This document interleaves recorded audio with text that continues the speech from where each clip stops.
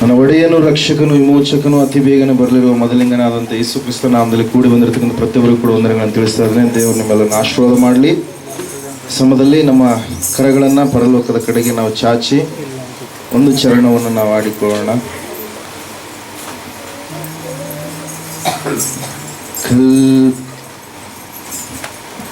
ಕಲ್ವಾರಿಯಲ್ಲಿ ಶಿಲುಬೆಯ ಮೇಲೆ ಪ್ರಾಣವ ನೀಡಿದನು, ಲೋಕದ ಪಾಪಕ್ಕೆ ಪರಿಶುದ್ಧ ಯೇಸು ತಾನೇ ಬಲಿಯಾದನು. ಎಲ್ಲರೂ ಶಿಲುಬೆಯ ಮೇಲೆ ಪ್ರಾಣವ ನೀಡಿದನು, ಲೋಕದ ಪಾಪಕ್ಕೆ ಪರಿಶುದ್ಧ ಯೇಸು ತಾನೇ ಬಲಿಯಾದನು. ನಿತ್ಯ ರಕ್ಷಣೆಯ ಸಿದ್ಧ ಮಾಡಿದ, ನಿತ್ಯ ರಕ್ಷಣೆಯ ಸಿದ್ಧ ಮಾಡಿದ, ಮರಣವನ್ನು ಜಯಿಸಿ ಬಂದನು ಯೇಸು ಕ್ರಿಸ್ತನು, ರಕ್ಷಕನು ಧರೆಗಿಳಿದು ಬಂದಾತನು. ಯೇಸು ಕ್ರಿಸ್ತನು ರಕ್ಷಕನು ಧರೆಗಿಳಿದು ಬಂದಾತನು. ಓ ಪಾಪಿ ಮಾನವ, ಯೇಸು ನಿನಗೆ ರಕ್ಷಣೆ ನೀಡುವನು, ಮರಣದ ಪಾಶದಿ ಬಿಡಿಸಿ ನಿನ್ನನ್ನು ಮುಕ್ತಿಯ ನೀಡುವನು. ಓ ಪಾಪಿ ಮಾನವ, ಯೇಸು ನಿನಗೆ ರಕ್ಷಣೆ ನೀಡುವನು, ಮರಣದ ಪಾಶದಿ ಬಿಡಿಸಿ ನಿನ್ನನ್ನು ಮುಕ್ತಿಯ ನೀಡುವನು. ನನ್ನ ರಕ್ಷಿಸು ಯೇಸು ಪಾಪದಿಂದ, ನನ್ನ ರಕ್ಷಿಸು ಯೇಸು ಪಾಪದಿಂದ, ಎಂದಾತನ ಬೇಡಿಕೋ ಹಿಂದೆ ಯೇಸು ಕ್ರಿಸ್ತನು ರಕ್ಷಕನು ಧರೆಗಿಳಿದು ಬಂದಾತನು. ಯೇಸು ಕ್ರಿಸ್ತನು ರಕ್ಷಕನು ಧರೆಗಿಳಿದು ಬಂದಾತನು. ಸತ್ಯ ದೇವರು ನಿತ್ಯ ಜೀವವು, ಸತ್ಯ ದೇವರು ನಿತ್ಯ ಜೀವವು, ಎಂದೆಂದಿಗೂ ಇರುವಾತನು ಯೇಸು ಕ್ರಿಸ್ತನು ರಕ್ಷಕನು ಧರೆಗಿಳಿದು ಬಂದಾತನು. ಯೇಸು ಕ್ರಿಸ್ತನು ರಕ್ಷಕನು ಧರೆಗಿಳಿದು ಬಂದಾತನು, ಧರೆಗಿಳಿದು ಬಂದಾತನು. बोलो यीशु महाराज को ದೇವರ ನಾಮಕ್ಕೆ ಮಹಿಮೆ ಉಂಟಾಗಲಿ, ದೇವರ ನಾಮಕ್ಕೆ ಸ್ತೋತ್ರ ಉಂಟಾಗಲಿ. Amen, hallelujah. ಒಡೆಯನು, ರಕ್ಷಕನು, ವಿಮೋಚಕನು, ಅತಿ ಬೇಗನೆ ಬರಲಿರುವ ಮೊದಲಿಂಗನಾದಂಥ ಯೇಸು ಕ್ರಿಸ್ತ ನಾಮದಲ್ಲಿ ಎಲ್ಲರನ್ನು ವಂದಿಸ್ತಾ ಇದ್ದೇನೆ. ದೇವರು ನಿಮ್ಮನ್ನು ಆಶೀರ್ವಾದ ಮಾಡಲಿ. ಈ ಸಮಯದಲ್ಲಿ ನಮ್ಮ ಬಲಗೈನ ಮೇಲೆ ಕೆತ್ತೋಣ, ಈ ವಾಕ್ಯವನ್ನು ಅರಿಕೆ ಮಾಡೋಣ. ಯೆಹೋವನು ಒಳ್ಳೆಯವನು, ಆತನ ಕೃಪೆಯು ಶಾಶ್ವತವಾಗಿರುವುದು. ಯೆಹೋವನು ಒಳ್ಳೆಯವನು, ಆತನ ಕೃಪೆಯು ಶಾಶ್ವತವಾಗಿರುವುದು. ಯೆಹೋವನು ಒಳ್ಳೆಯವನು, ಆತನ ಕೃಪೆಯು ಶಾಶ್ವತವಾಗಿರುವುದು. ಆಮೇನ್, ಆಮೇನ್, ಆಮೇನ್, ಹಲ್ಲೆಲೂಯಾ. ಓಕೆ, ಸಮಯದಲ್ಲಿ ಮತ್ತೊಂದು ಸಾರಿ ಎಲ್ಲರಿಗೂ ಕೂಡ ಪುನರುತ್ಥಾನ ಹಬ್ಬದ ಶುಭಾಶಯಗಳನ್ನು ನಾನು ನಿಮಗೆ ತಿಳಿಸ್ತಾ ಇದ್ದೇನೆ. Happy Easter, hallelujah, praise Lord. ನೀವು ಹೇಳಲ್ವಾ? Okay, thank you. Okay, hallelujah, praise Lord. ಇವತ್ತಿನ ದಿವಸ ದೊಡ್ಡದಾಗಿರ್ತಕ್ಕಂಥ ಕಾರ್ಯ ಚರಿತ್ರೆಯ ಪುಟಗಳಲ್ಲಿ ಬರೆಯಲ್ಪಟ್ಟಿರ್ತಕ್ಕಂಥ ಒಂದು ಸುದಿನವಾಗಿದೆ ಪ್ರಿಯರೇ. Hallelujah, hallelujah. ದೇವರ ವಾಕ್ಯದಲ್ಲಿ ನಾವು ನೋಡ್ತಾ ಇದ್ದೇವೆ, ಸತ್ಯವೇದ ಸ್ಪಷ್ಟವಾಗಿ ತಿಳಿಸ್ತಾ ಇದೆ, ದೇವರು ತಾನು ಈ ಲೋಕಕ್ಕೆ ಹೊರಟು ಬಂದಿರತಕ್ಕಂಥ ಸಂಗತಿ, ಆತನು ಯಾವೊಂದು ಉದ್ದೇಶಕ್ಕೋಸ್ಕರವಾಗಿ ಈ ಲೋಕಕ್ಕೆ ಬಂದನು, ಆತನು ಒಂದು ಯಾವ ಉದ್ದೇಶಕ್ಕೋಸ್ಕರವಾಗಿ ಸುವಾರ್ತೆಯನ್ನು ಸಾರಿದನು, ಆತನು ಯಾವ ಉದ್ದೇಶಕ್ಕೋಸ್ಕರವಾಗಿ ಮರಣವನ್ನ ರುಚಿ ನೋಡಬೇಕಾಯಿತು, ಆತನು ಯಾವ ಉದ್ದೇಶಕ್ಕೋಸ್ಕರವಾಗಿ ಮರಣವನ್ನ ಮರಣಿಸಿ ಪುನರುತ್ಥಾನನಾಗಿ ಆತನು ಎದ್ದೇಳಬೇಕಾಯಿತು ಎನ್ನುವಂಥದ್ದನ್ನ ಹಳೆ ಒಡಂಬಡಿಕೆಯಲ್ಲಿ ಅನೇಕ ಸಾರಿ ಆತನು ಏನ್ ಮಾಡಿದನ್ರಿ, ಬರೆಸಿದ್ದಾನೆ ಪ್ರಿಯರೇ. ಹಲ್ಲೆಲೂಯಾ. Praise Lord. ನಾವು ನೋಡ್ತಾ ಇದ್ದೇವೆ, ಸತ್ಯವೇದ ಹೇಳ್ತಾ ಇದೆ, ನಾವು ಓದು ಭಾನುವಾರ ದಿವಸ ಯೇಸು ಸ್ವಾಮಿಯವರು ಯೆರೂಸಲೇಮಿನೊಳಗಡೆ ಜಯೋತ್ಸವದ ಮೂಲಕವಾಗಿ ಅರಸನಾಗಿ ಆತನು ಯಾವ ರೀತಿಯಾಗಿ ಪ್ರವೇಶ ಮಾಡಿದನೆನ್ನುವಂತ ನಾವು ಸಂಗತಿಯನ್ನ ನೋಡಿದ್ವಿ. ಹಲ್ಲೆಲೂಯಾ. ಆವತ್ತಿನ ದಿವಸದಿಂದ ಹಿಡಿದು ಪರಿಶುದ್ಧ ವಾರದ ಮೊದಲನೇ ದಿವಸ ಆ ಒಂದು ಪಾಮ್ ಸಂಡೆ ಎಂಬುದಾಗಿ ನಾವು ಕರಿತೀವಿ. ಎರಡನೇ ದಿವಸದಲ್ಲಿ ಪುನಃ ಯೇಸು ಕ್ರಿಸ್ತನು ಬೆಥಾನ್ಯಕ್ಕೆ ಆವತ್ತಿನ ದಿವಸ ಹೊರಟು ಹೋಗಿರ್ತಕ್ಕಂಥ ಯೇಸು ಪುನಃ ಯೆರೂಸಲೇಮಿನ ಕಡೆಗೆ ಬರಬೇಕಾದ್ರೆ ಎರಡನೇ ದಿವಸ ಅಂದ್ರೆ ಸೋಮವಾರದ ದಿವಸದಲ್ಲಿ ಏನಾಯ್ತು ಅಂತ ಹೇಳಿ ನಾವು ನೋಡುವಾಗ ಸತ್ಯವೇದ ಹೇಳ್ತಾ ಇದೆ ಪ್ರಿಯರೇ, ಆತನು ಬರಬೇಕಾದ್ರೆ ದಾರಿಯಲ್ಲಿ ಬಹಳ ಹಸಿಗೊಂಡ ಕಾರಣಕ್ಕಾಗಿ ಆ ಒಂದು ಅಂಜೂರದ ಹಣ್ಣುಗಳು ಏನಾದ್ರೂ ಸಿಗ್ತವೇನೋ ಅಂತೇಳಿ ಆತನು ಏನ್ ಮಾಡಿದಂತೆ ನೋಡಿದ, ಅದರಲ್ಲಿ ಸಿಗಲಾರದ ಕಾರಣಕ್ಕಾಗಿ ಅಂಜೂರದ ಮರವನ್ನು ಆತನು ಶಪಿಸಿದ ಪ್ರಿಯರೇ.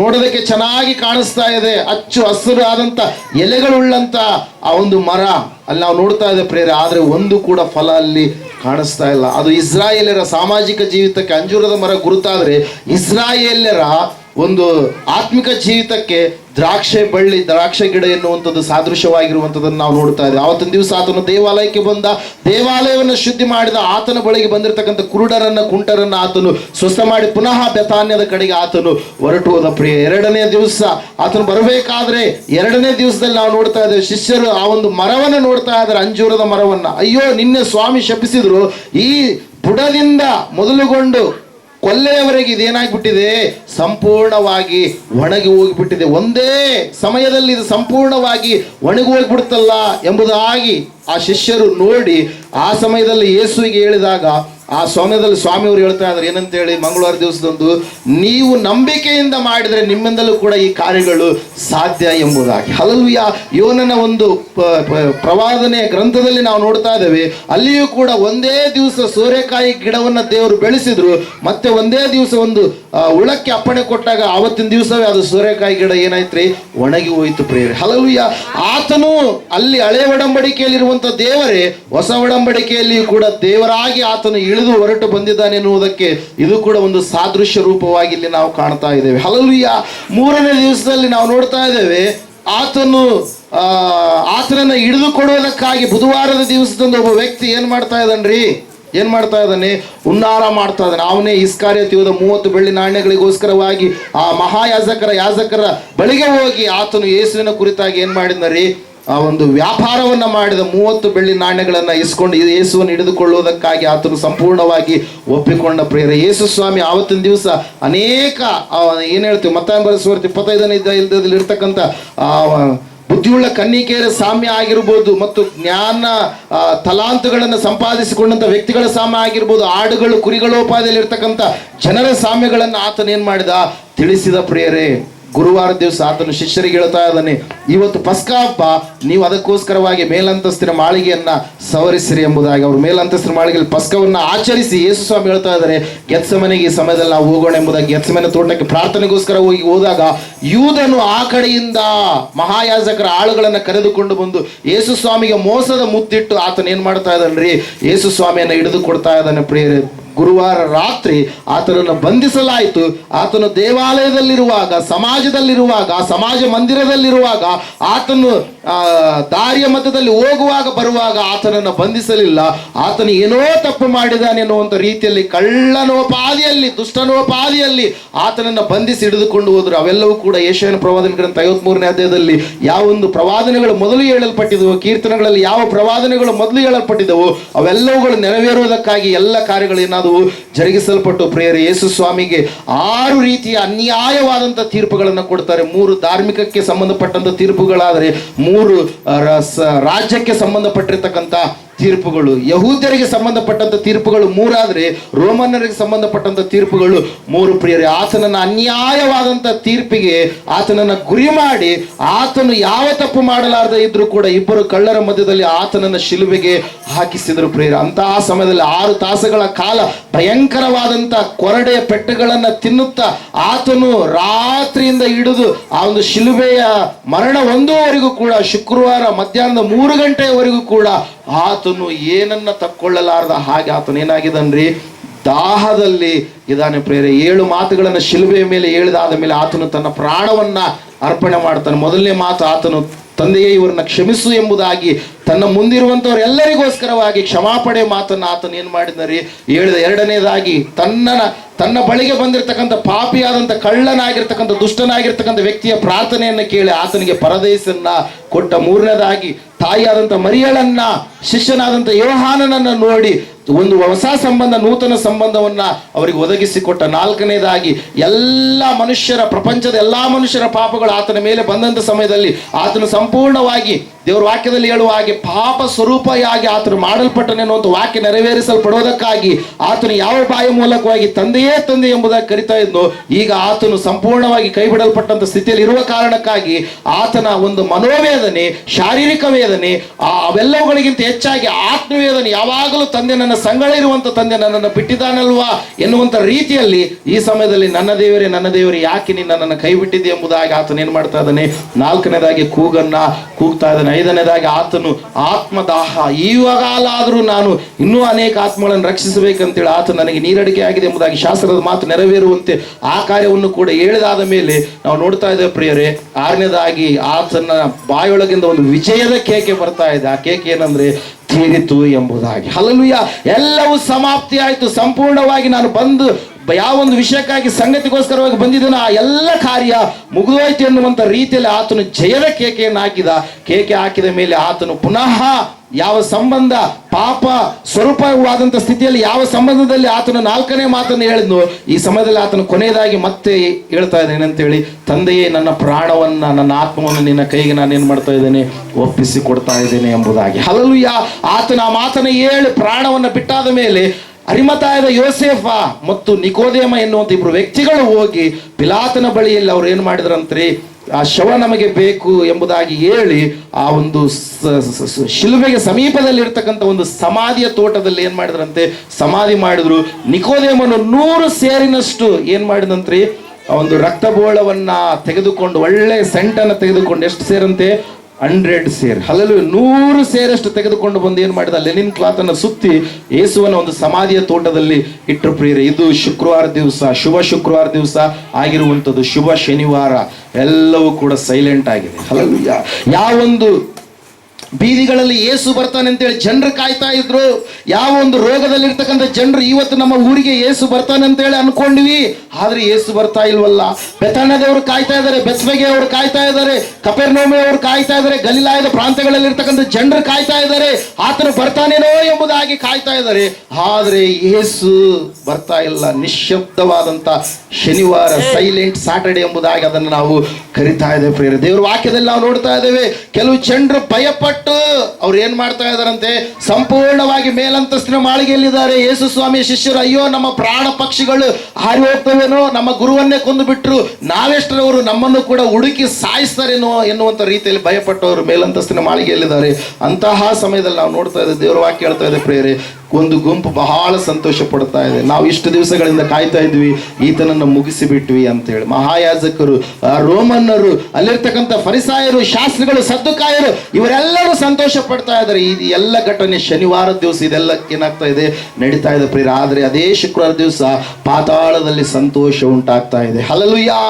Price Lord. ನಾವು ನೋಡ್ತಾ ಇದ್ದೇವೆ, 1ನೇ ಪೇತ್ರನ ಪತ್ರಿಕೆಯಲ್ಲಿ ಹೇಳಿದ ಹಾಗೆ ಆತನು ಅಲ್ಲಿರ್ತಕ್ಕಂಥ ಆತ್ಮಗಳ ಬಳಿಗೆ, ವಿಶ್ರಾಂತಿಯ ಸ್ಥಳದಲ್ಲಿರ್ತಕ್ಕಂಥ ಆತ್ಮಗಳ ಬಳಿಗೆ ಹೋಗಿ ಅಲ್ಲಿಯೂ ಸುವಾರ್ತೆಯನ್ನು ಸೇರಿ ಅವರನ್ನು ಆತನು ಎತ್ತಿಕೊಂಡು ಎಲ್ಲಿಗೆ ಹೋದಂತ್ರಿ, ಪರದೇಶಿಗೆ ಹೋದನು ಎಂಬುದಾಗಿ. ಹಲ್ಲೆಲೂಯಾ. ಯೇಸು ಪರಲೋಕದಲ್ಲಿ ಭೂಲೋಕದಲ್ಲಿ, ಪಾತಾಳ ಲೋಕದಲ್ಲಿ ಕೂಡ 3 ಲೋಕಗಳನ್ನು ಕೂಡ ಆತನು ತುಂಬಿದವನಾದನೆಂಬುದಾಗಿ ನಾವು ನೋಡ್ತಾ ಇದ್ದೇವೆ. ಎಫೆಸದವರಿಗೆ ಬರೆದ ಪತ್ರಿಕೆ 4ನೇ ಅಧ್ಯಾಯದಲ್ಲಿ ಅದರ ಕುರಿತಾಗಿ ಸವಿಸ್ತಾರವಾಗಿ ಪೌಲನು ಬರೆದಿರುವಂಥದ್ದು ಪ್ರಿಯರೇ. ಹಲ್ಲೆಲೂಯ. ಇಲ್ಲ ನಾವು ನೋಡ್ತಾ ಇದ್ದೇವೆ ಪ್ರಿಯರೇ, ಭಾನುವಾರ ದಿವಸ ಬೆಳಗ್ಗೆ ಅನೇಕರು ಕಾಯ್ತಾ ಇದ್ದಾರೆ. ಸಮಾಧಿಗೆ ಬೀಗವನ್ನ ಹಾಕಿದ್ದಾರೆ, ಸೀಲನ್ನ ಮುದ್ರೆಯನ್ನ ಒತ್ತಿದ್ದಾರೆ. ಸಮಾಧಿಯನ್ನ ಕಾಯುವುದಕ್ಕೋಸ್ಕರವಾಗಿ ಎಷ್ಟೋ ಜನ ಸೈನಿಕರನ್ನ ನೇಮಕ ಮಾಡಿದ್ದಾರೆ. ಸುಮಾರು 108 ಜನರ ಸೈನಿಕರು ಆ ಒಂದು ಸಮಾಧಿಯ ಗವಿಯನ್ನ ಕಾಯ್ತಾ ಇದ್ದಾರೆ, ಆ ಒಂದು ಶವವನ್ನ ಕಾಯ್ತಾ ಇದ್ದಾರೆ. ಹಲ್ಲೆಲೂಯ. ಚರಿತ್ರೆ ಇತಿಹಾಸ ಪುಟದಲ್ಲಿ ನಾವು ನೋಡುವಾಗ ಯಾರಾದ್ರೂ ಶವಗಳನ್ನ ಕಾಯ್ದಿದ್ದಾರೆ? ಶವವನ್ನು ಕಾಯ್ತಾರ? ಕಾಯಲ್ಲ. ಆದ್ರೆ ಯೇಸು ಕ್ರಿಸ್ತನ ಶವವನ್ನ ಆ ಜನರು ಕಾಯ್ತಾ ಇದ್ದಾರೆ ಪ್ರಿಯರೇ. ಹಲ್ಲೆಲೂಯ. ಆ ಒಂದು ದೇಹವನ್ನು ಅವರು ಕಾಯ್ತಾ ಇದ್ದಾರೆ. ಯಾಕಂದ್ರೆ ಯೇಸು ಸ್ವಾಮಿ ಮೊದಲೇ ಹೇಳಿದ್ದ ಏನಂತ ಹೇಳಿ, ಅವರೊಂದು ಸೂಚಕ ಕಾರ್ಯವನ್ನು ಕೇಳಿದಂತ ಸಮಯದಲ್ಲಿ ಯೇಸು ಸ್ವಾಮಿ ಹೇಳ್ತಾ ಇದ್ದಾರೆ ಏನಂತ ಹೇಳಿ, ಈ ವ್ಯಭಿಚಾರ ಸಂತತಿಯವರು ನನ್ನಿಂದ ಸೂಚಕ ಕಾರ್ಯಗಳನ್ನ ಕೇಳ್ತಾ ಇದ್ದಾರೆ. ಯೋನನ ವಿಷಯದಲ್ಲಿ ಆಗಿರುವಂತ ಸೂಚಕ ಕಾರ್ಯ ಹೊರತಾಗಿ ಮತ್ತೊಂದು ಸೂಚಕ ಕಾರ್ಯ ನಡೆಯುವುದಿಲ್ಲ. ಯಾವ ರೀತಿಯಾಗಿ ಯೋನನು 3 ದಿವಸಗಳ ಕಾಲ ಆ ಒಂದು ಮೀನಿನ ಗರ್ಭದಲ್ಲಿ ಇದ್ದನು, ಅದೇ ರೀತಿಯಾಗಿ ಭೂಗರ್ಭದಲ್ಲಿ ಯೇಸು ಕೂಡ, ಮನುಷ್ಯ ಕುಮಾರನು ಕೂಡ 3 ದಿವಸ ಇರ್ಲಿಕ್ಕಿದ್ದಾನೆ. ಆ 3ನೇ ದಿವಸದಲ್ಲಿ ಆತನು ಸಮಾಧಿಯನ್ನ ಜಯಿಸಿ, ಸಾವನ್ನ ಸಾಯಿಸಿ, ಮರಣವನ್ನ ಮರಣಿಸಿ, ಮೃತ್ಯುಂಜಯನಾಗಿ ಆತನು ಎದ್ದು ಬರಲಿಕ್ಕಿದ್ದಾನೆ ಎನ್ನುವಂತ ಮಾತು ಆತನು ಹೇಳಿದ ಕಾರಣಕ್ಕಾಗಿ, ಅನೇಕ ಸಂದರ್ಭಗಳಲ್ಲಿ ಆತನು ನುಡಿದ ಕಾರಣಕ್ಕಾಗಿ ಈ ಜನರು ಏನ್ ಮಾಡ್ತಾ ಇದ್ದಾರೆ, ಯೇಸುವಿನ ಸಮಾಧಿಯನ್ನ ಕಾಯ್ತಾ ಇದ್ದಾರೆ ಪ್ರಿಯರೇ. ಹಲ್ಲೆಲೂಯ. ದೇವರ ವಾಕ್ಯದಲ್ಲಿ ನಾವು ನೋಡ್ತಾ ಇದ್ದೇವೆ ಪ್ರಿಯರೇ, ಭಾನುವಾರ ದಿವಸ, ಆವತ್ತಿನ ದಿವಸ ಏಪ್ರಿಲ್ 8ನೇ ತಾರೀಕು, ಏಪ್ರಿಲ್ ತಿಂಗಳಿನ 8ನೇ ತಾರೀಕು, ಆವತ್ತಿನ ದಿವಸ ಕ್ರಿಸ್ತ ಶಕ 30ನೇ ವರ್ಷ ಪ್ರಿಯರೇ. ಹಲ್ಲೆಲೂಯ. ಯೇಸು ಸ್ವಾಮಿ ತಾನು ಹೇಳಿದ ಹಾಗೆ ಮರಣವನ್ನ ಮರಣಿಸಿ, ಮೃತ್ಯುಂಜಯನಾಗಿ ಮರಣದ ಕೊಂಡಿಯನ್ನು ಮುರಿದು ಆ ಒಂದು ಶಾಪದ ಮೇಲೆ ಜಯವನ್ನ ಸಾಧಿಸಿದವನಾಗಿ, ಮರಣಾಧಿಕಾರಿಯಾದಂತ ಸೈತಾನನ ಮೇಲೆ ಜಯವನ್ನ ಸಾಧಿಸಿದವನಾಗಿ ಆತನು ಮೃತ್ಯುಂಜಯನಾಗಿ ಆತನು ಎದ್ದು ಆ ಭೂಮಿಯನ್ನ ಸೀಳಿ, ಬಂಡೆಯನ್ನ ಸೀಳಿ, ಸಮಾಧಿಯನ್ನ ಸೀಳಿ ಆತನು ಎದ್ದು ಹೊರಟು ಬಂದ ಪ್ರಿಯರೇ. ಹಲ್ಲೆಲೂಯ. ದೇವರ ವಾಕ್ಯ ಹೇಳ್ತಾ ಇದೆ, ಸತ್ಯವೇದ ಹೇಳ್ತಾ ಇದೆ, ಇದನ್ನೇ ಪುನರುತ್ಥಾನ ಎಂಬುದಾಗಿ, ಇದನ್ನೇ ಈಸ್ಟರ್ ಎಂಬುದಾಗಿ, ಇದನ್ನೇ ಚಿಗುರುವ ಒಂದು ಕಾಲ ಎಂಬುದಾಗಿ, ವಸಂತದ ಒಂದು ಋತು ಎಂಬುದಾಗಿ ಸತ್ಯವೇದದಲ್ಲಿ ಬರೆದಿರ್ತಕ್ಕಂಥದನ್ನು ನಾವು ನೋಡ್ತಾ ಇದ್ದೇವೆ ಪ್ರಿಯರೇ. ಹಲ್ಲೆಲೂಯ.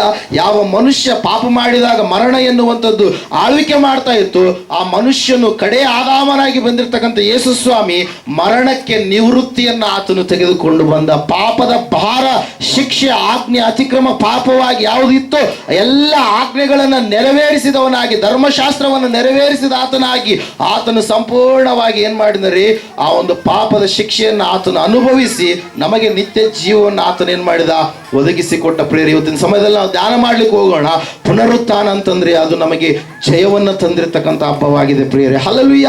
ಪುನರುತ್ಥಾನ ಅಂತಂದ್ರೆ ಅದು ಸಾಮಾನ್ಯವಾಗಿರ್ತಕ್ಕಂಥ ವಿಷಯ ಸಂಗತಿ ಅಲ್ಲ. ಭಾನುವಾರ ದಿವಸ ಎಲ್ಲರೂ ಎದುರು ನೋಡ್ತಾ ಇದ್ದಾರೆ, ಏನಾಗ್ಲಿಕ್ಕಿದೆಯೋ 3ನೇ ದಿವಸದಲ್ಲಿ ಆ ಮಹಾಯಾಜಕರು, ರೋಮನ್ನರು, ಸೈನಿಕರು ಅವರೆಲ್ಲರೂ ಕೂಡ ಎದುರು ನೋಡ್ತಾ ಇದ್ದಾರೆ. ಶವ ಹೆಂಗೆ ಎದ್ದು ಬರುತ್ತೆ ಎಂಬುದಾಗಿ ಅವ್ರನ್ನ ಎದುರು ನೋಡ್ತಾ ಇದ್ದಾರೆ. ಅವರಲ್ಲಿ ಇರ್ತಕ್ಕಂಥ ಭಯ ಒಂದೇ, ಯೇಸುವನ್ನು ನಾವು ಸಂಪೂರ್ಣವಾಗಿ ಯಾರಿಗೂ ಕೂಡ ಹಿಂಸೆ ಕೊಡಲಾರದ ರೀತಿಯಲ್ಲಿ ಹಿಂಸೆಯನ್ನು ಕೊಟ್ಟಿದ್ದೇವೆ.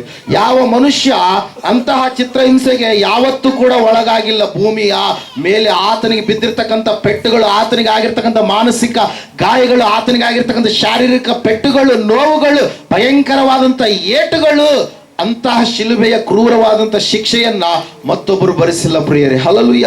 ನಾವು ನೋಡ್ತಾ ಇದ್ದೇವೆ, ಆ ಸೈನಿಕರು, ಆ ಒಂದು ಏನಂತ ಹೇಳ್ತೀವಿ, ದೂತರಿಬ್ಬರು ಬಂದು ಆ ಒಂದು ಕಲ್ಲನ್ನು ಉರುಳಿಸಿದಂಥ ಸಮಯದಲ್ಲಿ ಅವರೆಲ್ಲರೂ ಸಂಪೂರ್ಣವಾಗಿ ಸೊನ್ನೆ ಮುಚ್ಚಿ ಬಿದ್ದಂಥವ್ರ ರೀತಿಯಲ್ಲಿ, ಭಯಪಟ್ಟಂಥವರ ರೀತಿಯಲ್ಲಿ ಆ ಸಮಾಧಿಯ ಸ್ಥಳವನ್ನು ಬಿಟ್ಟು ಎಲ್ಲರೂ ಪರಾರಿ ಆಗ್ತಾ ಇದ್ದಾರೆ ಪ್ರಿಯರೇ. ಹಲ್ಲೆಲೂಯ. ವಾಕ್ಯ ಹೇಳ್ತಾ ಇದೆ, ಸತ್ಯವೇದ ಹೇಳ್ತಾ ಇದೆ ಸ್ಪಷ್ಟವಾಗಿ, ಯೇಸು ಮರಣವನ್ನ ಮರಣಿಸಿ ಎದ್ದು ಬಂದಂತ ಸಮಯದಲ್ಲಿ ಅಲ್ಲಿ ದೂತರ ಸಾಕ್ಷಿಯನ್ನು ನಾವು ನೋಡ್ತಾ ಇದ್ದೇವೆ. ಯಾರ ಸಾಕ್ಷಿ ರೀ? ದೂತರ ಸಾಕ್ಷಿ. ದೂತರು ಹೇಳ್ತಾ ಇದ್ದಾರೆ ಅಲ್ಲಿ ಬಂದಿರತಕ್ಕಂಥ ತಾಯಂದರಿಗೆ, ನೀವು 16ನೇ ಅಧ್ಯಾಯ ಮಾರ್ಕನ ಬರೆದ ಸುವಾರ್ತೆ 6ನೇ ವಚನದಲ್ಲಿ ಸತ್ಯವೇದ ಈ ರೀತಿಯಾಗಿ ಹೇಳುತ್ತೆ. ಒಂದ್ಸಾರಿ ಉತ್ತರ.